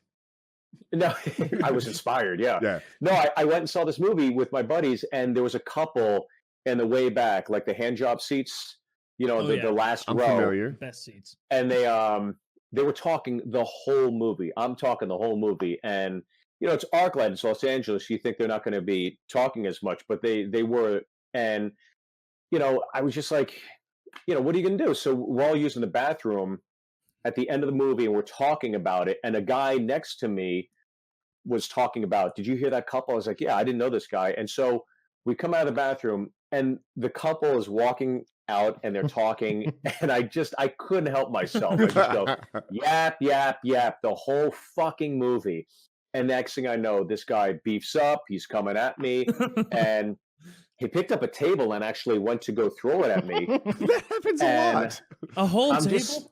A whole table. And I'm just sitting there and I'm going to myself, I'm saying to myself, if I call my wife an hour from now from the jail, this is going to be a horrible holiday season. So it's like I just don't engage. Whereas, like, 10, 15 years ago, when I was single and you got nothing to lose, it's like, yeah, all right. That's not let's a see what table. happens here. That's a great way to handle it. Is just be like, yap, fucking talking the whole time, you cunts. Then he comes to respond, and you're like, I'm above that.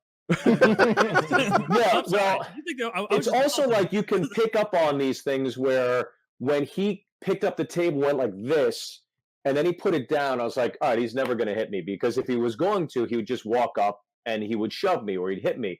I think after a while, when you've been in altercations, you can smell when it's actually going to happen. And posturing. Yeah, I also, I came up at a time when I was in college where all those great independent films were coming out, like Swingers and Fight Club came out. And I remember, I don't know, not that you want to romanticize fighting, but I remember Brad Pitt, one of those lines he said was, how much do you know about yourself until you've been in a fight? And I was just kind of thought that was kind of cool. Not anymore, though, because I'm 35, I got 2 kids, I got the wife, and you can't be doing that. It's been weeks since that's happened. You got to teach them how to fight. It's been 2 weeks. It hasn't even been a month. Hey, Steve, can you lower your gain again? It's louder than it was pre-show. Yeah. Hold on, I gotta, because I'm not used to this. Hold on, I gotta do the thing, right? The settings. Yeah. And here we go. And is that better? Yeah. More's better. That's interesting. All right, so Woody, I think Woody maybe the last time that you we'll just go with almost. Almost. I think was the gravel guy in your yard that where you guys had that altercation. Oh yeah, it's been weeks since that's happened. It's only been weeks. He wouldn't move his gravel truck for you. Yeah. And the last one I heard from Taylor, maybe when you picked that kid up who was trying to save the parking space by standing in it. The Mizzou football game. And you literally picked him up and moved him out of the parking space. Kyle, when's your last one? Resist. That would probably be when I was in prison. Yeah, none of us really belong weeks ago. Yeah, on the high horse here. Steve doesn't even know you were in prison for 2 months. It's not. It's a boring tale. You touch the wrong racist television set, and they get a little upset. That's not true at all. No, Steve's gonna get the wrong idea. Someone wanted to get. That's with exactly what it was. That's the indication. I'm sorry. I took that as you saying that's why you were in prison, some sort of racist transgression. The thing that almost got me in the fight was touching the wrong races. Well, it wasn't even his. It's complicated. It wasn't his television. That was the white people TV. I want to go to an Irish pub and do some Jello shots with you guys. It'd be fun. Is the volume better now, or is it worse? I turned you up because it was just low. Is it low now? You want me to turn it up? I can fix that on my end. What I can't fix is blown out. So I think I think we're good now. I don't know if we can do any better. Yeah, I bumped you back up, and I'm hearing you loud and clear now. We're storming ahead. It's all good. Like, is this better? You're good. That okay? Yeah, I think I'll stop toying with it. Okay. Fucking perfect, absolutely perfect. Lots of good people talking about how good your bike is. So you talked about the last time you almost got in an altercation. When was the last time you got in a full blown one, like a real one? I mean, probably the last time I got into a fight was playing ice hockey. It was, and this is so bad. This is again, like I joined this men's league in Pasadena. Yeah, and this is way back in like 2018 or so. This is 3 years ago.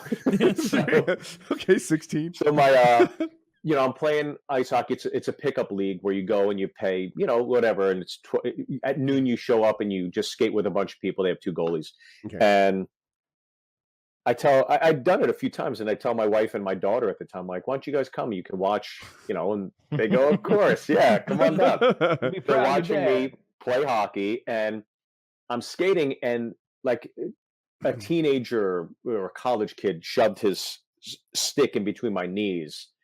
And it's like, at 40, I can't be taken out at the knees, and there's no rest there and stuff. So I go, hey, man, come on. So I come on up ice again, and he does it again. I go, come on, man, you can't be doing that. And then it was the third time he did it.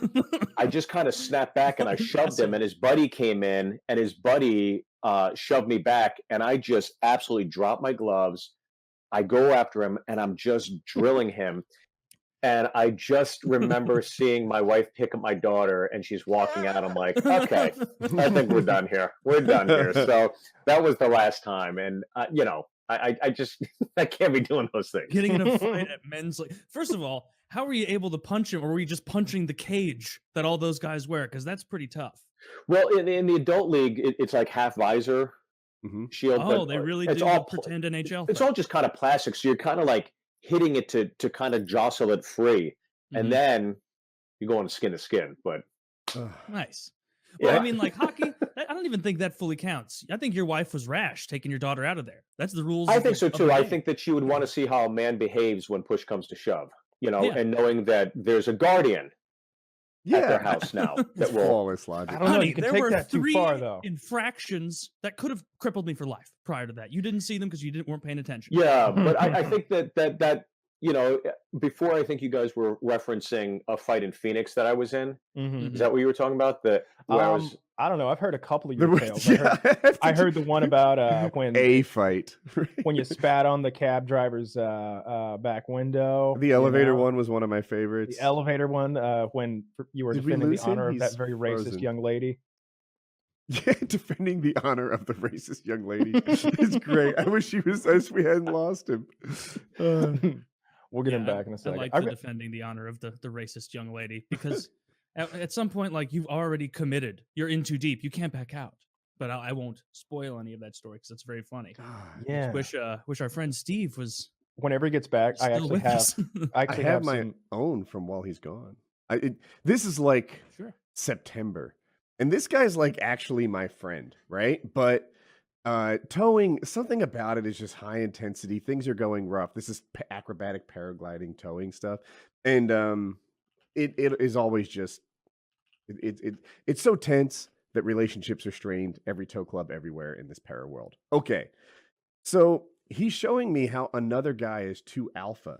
And by doing that, he puts his arm over my shoulder in almost a headlock, and he's rough. And he's He like, doesn't like that. he's like grinding me at it and pulling my head down. He's shorter than me, so he's making me like bend over. And I laugh with him and say, "Hey man, I don't like that." But then he does it again. And right? And it's just like, well, now we've So you shot him. now we Yes. switched from a demonstration of like what someone else did to him doing it to me, right? He heard I didn't like it and took it as an invitation to bully me. And so with his arm over me like that, he was prone to a hip toss. Oh, which is- God. which is exactly what I did. You've opened yourself up to a hip toss, you fool!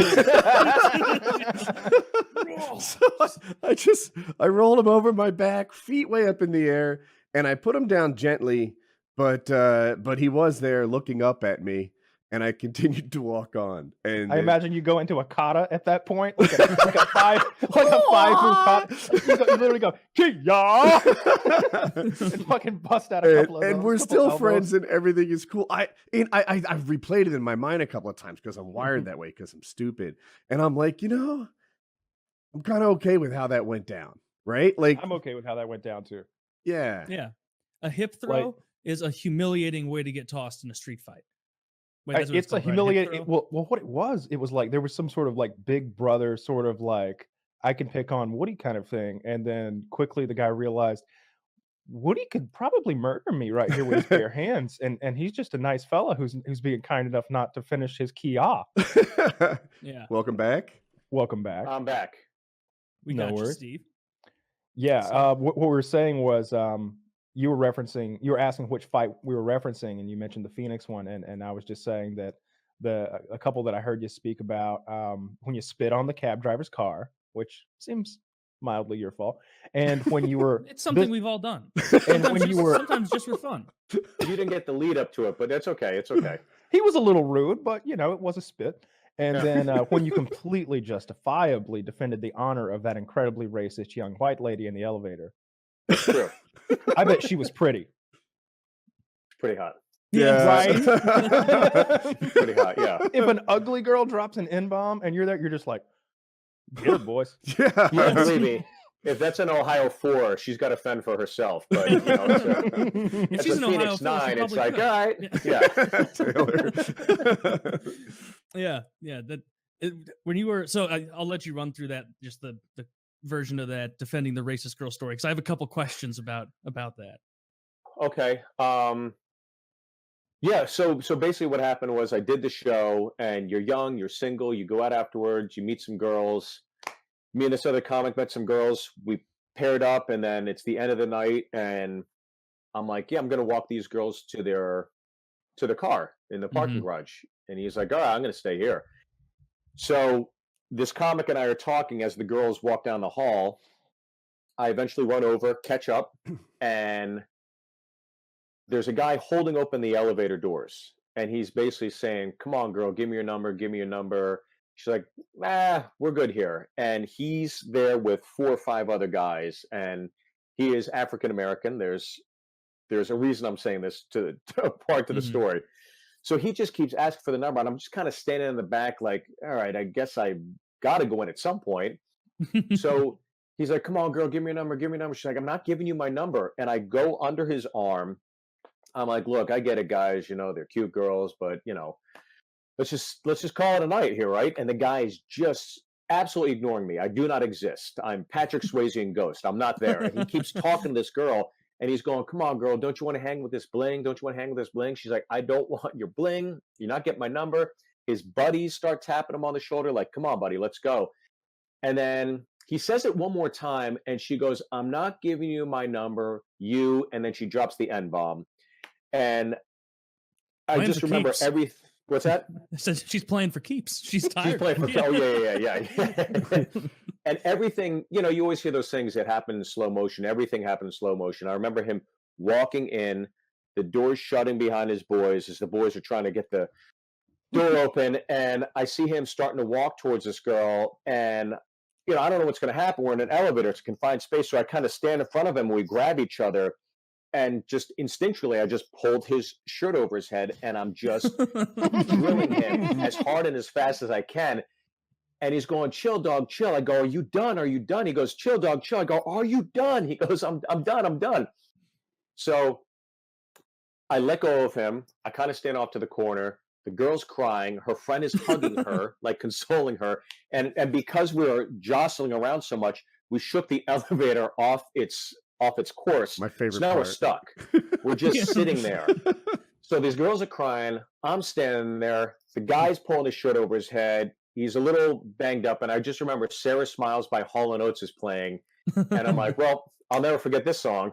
Perfect. And then he keeps like looking at me, and he's just staring at me. And I'm thinking, he's going to take another pop. So be ready. He's going to hit me again. And he's looking at me. Then I'm not even going to pretend I'm not looking at him. I look back at him, because I'm waiting for him to hit me again.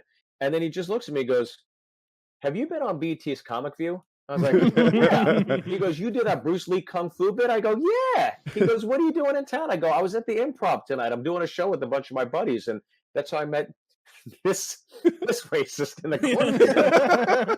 So he starts laughing. She kind of chuckles, but she's distraught. And I don't even remember talking to her after that. And next thing I know, you hear a boo, and the elevator goes back, and we're going up. And as we're going up, I'm like, yeah, if you want tickets, I'll get you and your friends tickets or whatever. He's like, oh, thanks, man. That's cool. The doors open, and as soon as they open, I just get bum rushed because his friends had heard everything. So I get pop, pop, pop, shirt ripped. And next thing I know, the hotel desk clerk comes over. He goes, I called the cops, so you guys hang tight. They didn't hang tight. The girls are hitting the button in the elevator to go down to their car. And I'm sitting there in the lobby with my shirt ripped. I'm bleeding from my eye. And the other comic that I was hanging out with comes out of the business center holding a coffee. And he goes, I just left you. What? It all was probably 8 minutes long. It was crazy. So that was one of my favorite ones. Well, those guys really missed out on some free tickets. You were about to hook them all up. I was about to hook them up. I wonder if they stopped and said, oh, dude, I love your Bruce Lee bit, if you would have still came through with the tickets.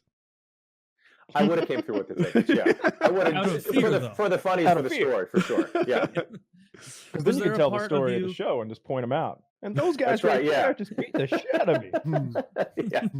I only brought one shirt. That's why I look so disheveled.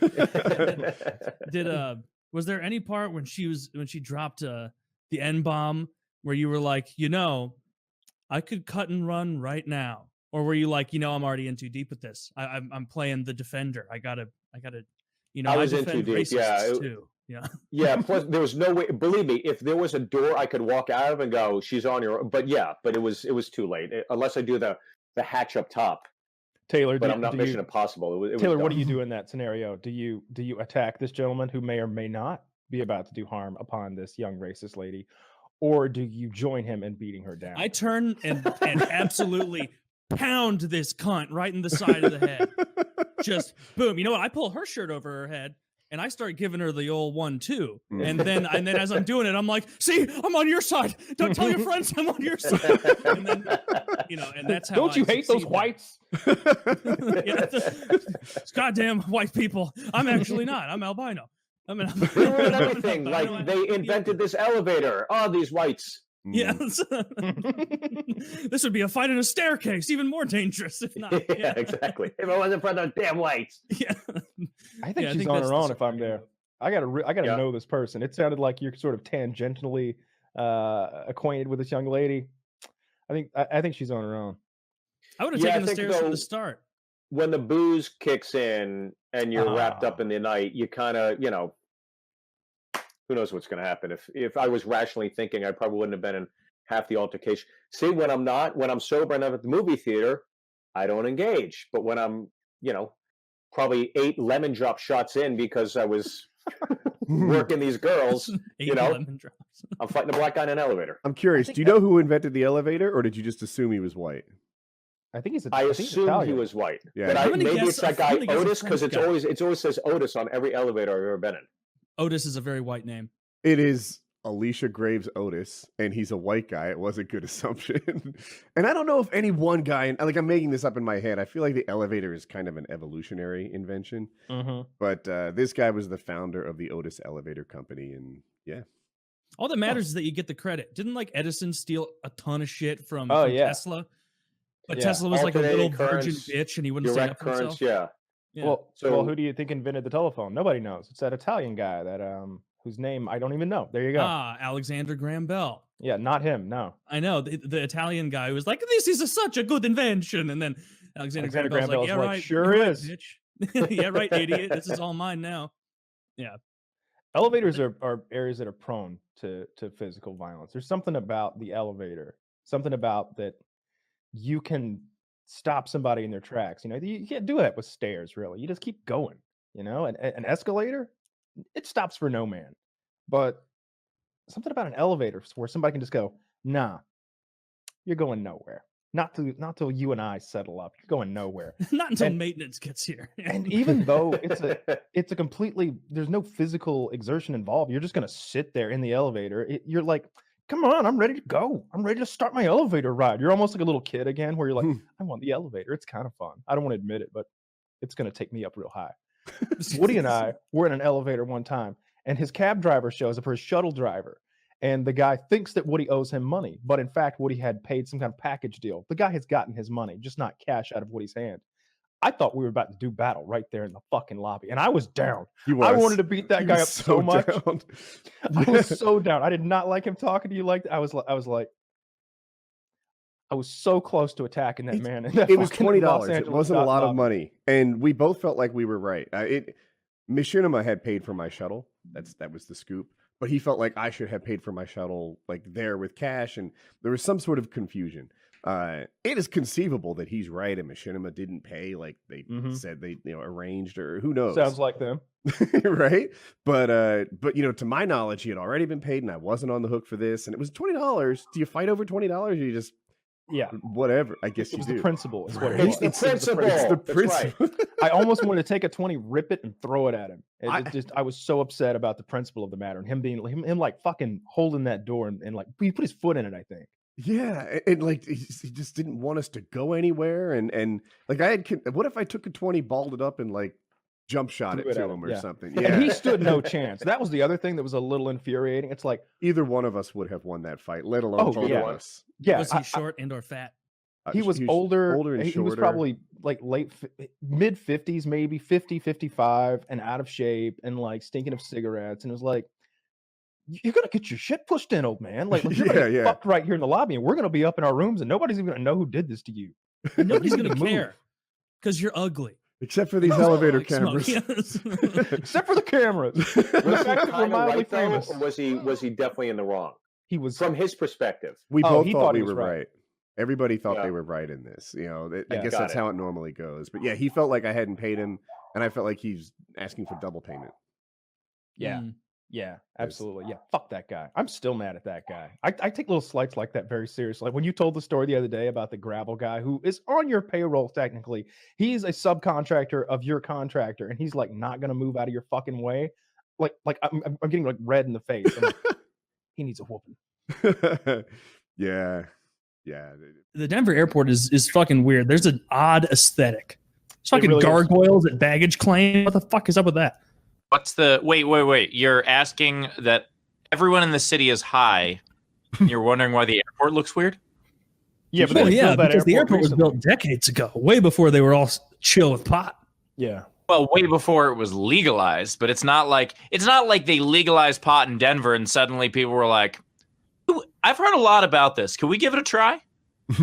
Like it's Denver has been like the home of mushrooms forever.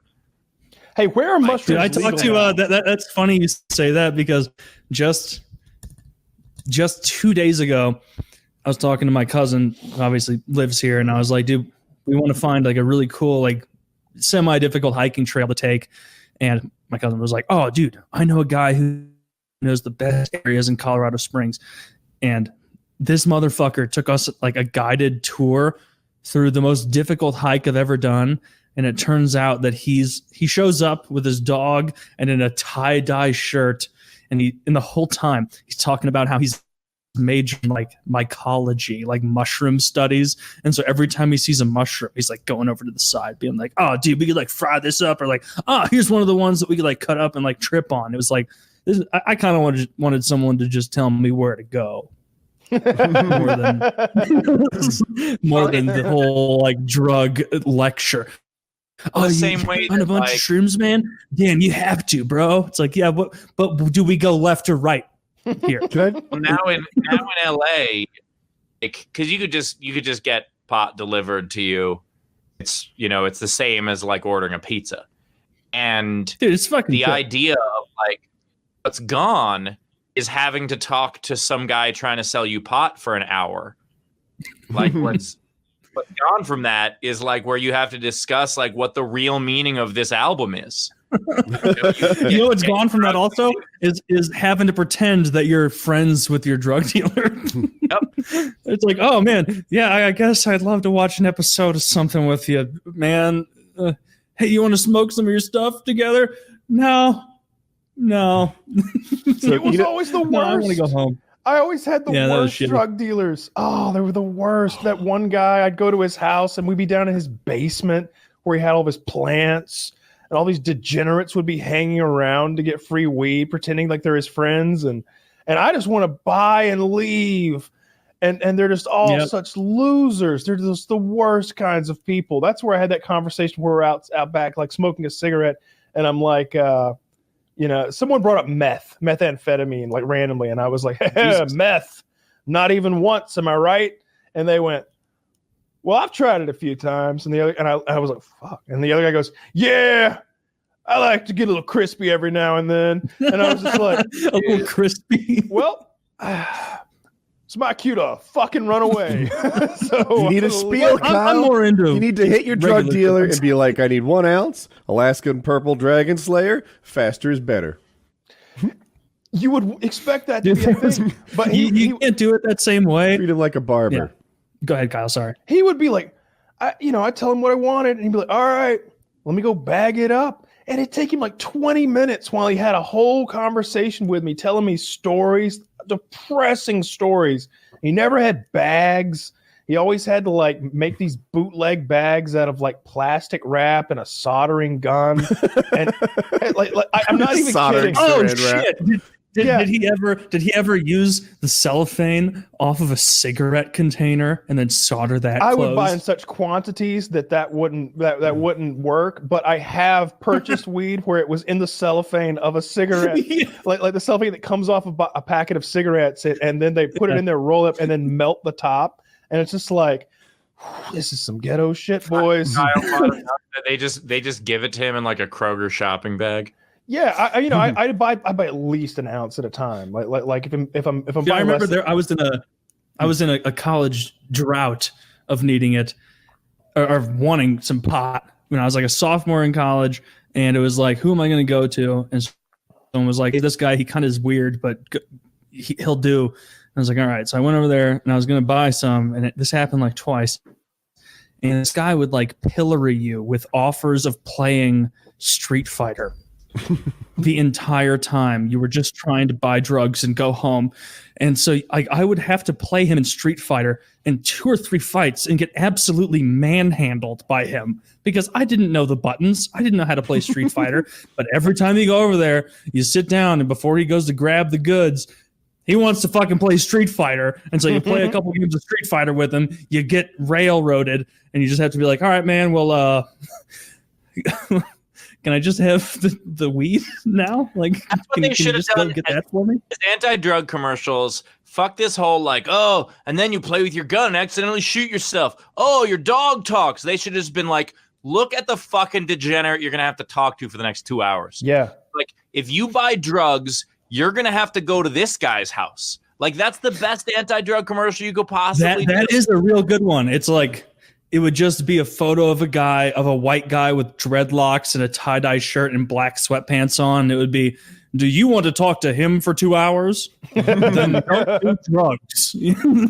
They were the most depressing parts of my week when I would go see this guy. And he was like a friend of a friend of a friend. Like he was so far disconnected from like my little social group. He was just such.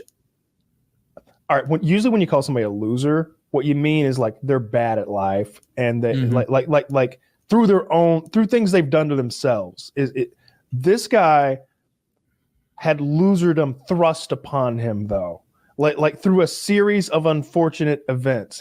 I've told the story before, but like there was this one like 9-month to 12-month period where he kept being seriously injured and mangled.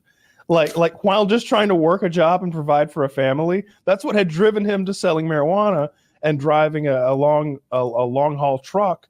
Was he just kept getting injured severely through no real fault of his own. Like he was in this construction job. KFC. He worked construction, and they were putting like a tin roof on a house, and he was on top, and there's a guy on the bottom pushing this big sheet of tin toward him. The guy on the bottom was all fucked up on meth and like got too aggressive, and the guy is holding a sheet of tin at the top, and the guy at the bottom shoves it so hard that he cuts a bunch of the tendons in my boy's hand and like cripples his hand. They've got to go in and like reattach tendons. Well, now he can't use his right hand for like months as a construction worker. He doesn't get like $1 million for that. No, if you look up how much people like that get from the government on injuries, it's depressing. It's like, oh, you lose an eye? Yeah, we'll throw you $50K. Like the company, or but what about after? No, I feel like Steve is like, what? I need my eye. You hire an attorney. You don't get it from the government. You get it from the company. You know. This is like Billy Bob's construction company. Like all the TV attorneys salivate over cases like that. Well, like no. So now he's got a crippled right hand that's going to take months to recover. Well, he's like, hey, I'm pretty good with my left. Let's keep fucking working. I'm a man. I provide for my family. So they're like, he's at a different construction job in like a sub basement where they're hammering rebar into like mostly dry concrete. Like it's wet enough that you can hammer rebar into it, but it's dry enough that that's still an effort. And I don't know if a chip of steel came off the hammer or the rebar, but hammers are this like really tempered steel. And when a chip comes off of a hammer, it has this shocking amount of velocity to it because they're not supposed to chip. So if they have chipped, it's deceptively extreme in nature. And so a chip of hardened steel comes off this hammer and hits him in the chest. A small piece, like really small. And he's like, oh, that hurt. And his buddy goes, what? And looks over at him. He's like, dude, what happened? He's like, what do you mean? He's like, have you been shot? And he looks down and his chest is covered in blood and it's running down his leg now because Jesus this thing has gone so deeply into his chest that the ER thinks it's a gunshot wound. And they think he's lying about a gunshot wound to get out of some sort of trouble. They're like, you can tell us if this is gang related or something. Like you can say it was an accident. We just need to know what kind of firearm it was. And he's like, I was swinging a hammer at work. And they're like, sure you were. So finally, I don't even think they got the chip out. I don't think they could get it out. So they just patch him back up. And so now he's got this chip of steel in a not so healthy spot inside his chest now. He's like, well, my troubles have to be behind me. No, I need something. I need a recreational vehicle. I'd love to just have some fun in my spare time while I'm on workman's compensation. I'd like to get a four-wheeler, an ATV. So he goes to this guy's house to buy a used ATV on the cheap. And he's in the guy's backyard. The sun's going down. It's getting pretty dark. And he's got one hand, his bad hand, operating the throttle. Rum, rum, rum. And his left hand, he's sort of got like swaying by his side, hanging loosely. Unbeknownst to him, someone has taken the cover off of the chain of the ATV. And it's a manual. So the chain is spinning back there until you hit the clutch and put her in gear. So it's just spinning. His hand goes into the chain and gets drug into the sprocket. It cuts off one finger. It cuts the tip off another, and it mangles the third. So now his left hand is crippled, his right hand is crippled, and his chest is all bandaged up. And he's like, you know what? I'm going to sell some weed. I'm just going to sell some weed. Can't nobody hurt me if I'm in my basement watering my weed plants. Well, did he grow it? He grew it. Yeah, how's he even pulling the trigger on the spritzer bottle? I'll get the electric spritzer. And the electric spritzer. Nothing bad can happen to me as long as I'm here. I'll drive my big rig. I'll provide for my wife and child. So I've been going to him for a few months now, and I feel awful for him. So I always buy a little extra. Like I pay him well. Like he's like, yeah, it's $2.90 for an ounce. And I'm like, here's $300. You know, I'm the good guy. Here's your $10 tip or whatever. But I'll try to I had these long, awful conversations with him about how awful his life is. And he's always giving me discounts on stuff and asking my advice on various aspects of his life. Well, one time he wasn't there, but his wife was. And I went to the door and I'm like, hey, Bill told me to come by. He said I could get some, and I'm not sure how in the know she is about his whole weed industry. So I thought I could get a little pot from him, and she's like, how much you want? And I'm like, ounce and a half. Yeah, call it 375. Let's do 400. She's like, whatever. She comes back, big ass bag of weed. So I already knew that she was kind of a shitty person. She just seemed a little rude, or maybe she was annoyed, didn't want to be a pot salesman. I can understand that for sure too. But I'm a nice guy. I'm not showing up all weird. I find out she's been cheating on him the whole time while he's gone in his fucking big rig. The reason she was annoyed with me is because she had a dude showing up pretty soon, and she needed all the witnesses out of there because his weed sales were cramping her style. Because she's only got so much time, because she's got to send her kid to her parents' house. She's got to arrange this boyfriend to come over while her husband is away and hide the boyfriend from his weed clientele, friends in quotation marks. And they used to have a better marriage, but her big thing was getting fingered. And it was the most depressing shit ever. He lost the house. He lost her. She took lost his fingers. He lost the truck. Everything. He lost the truck. He lost it all. He was making payments on it. Like most of those guys are. They don't own those trucks outright. Losing the truck is a big deal. Like it's their job, it's their house, it's their dude. He took the cab off of it and lived in it by the end. I was the ultimate cucking. I was on the road. I was on the road with a comic who was like super into pot, and he flew in for the gig, and so he had to like find some. And it's pretty easy at a show. You just talk about it on stage, and then people come up to you afterward. And so that's what he did. And then we had adjoining rooms at the hotel, and he gets back. It's like 2 a.m. and he come back, and I'm like, "Where the fuck were you?" He's like, I just one of these folks' house and got some pot. I was like, it was 3 hours ago. He's like, yeah. It turned out they wanted to talk, and it was just like this 60-year-old couple who just wanted to talk to him about comedy, and like he couldn't get out of there. And I was like, this is the most scared straight program I've ever heard. Yeah. The idea that you might end up in some it's not even about going, you had to go to a dangerous neighborhood to get your drugs. Like, no, you had to go to some suburban people and just listen to them for 3 fucking hours. Like, that's even if free pot, I imagine, sucks, right? Like, here's a scenario I'm inventing in my head. Ooh, Steve talks about pot on stage. Steve likes pot. Steve, you want to hang out with me and my 3 buddies? We're going to smoke up. You probably think, ooh, that sounds fun. Then me and my 3 buddies, who have no personality to offer to this situation, say, Steve, private performance, please. Be funny. You're on stage again. Earn your tokes. Yeah.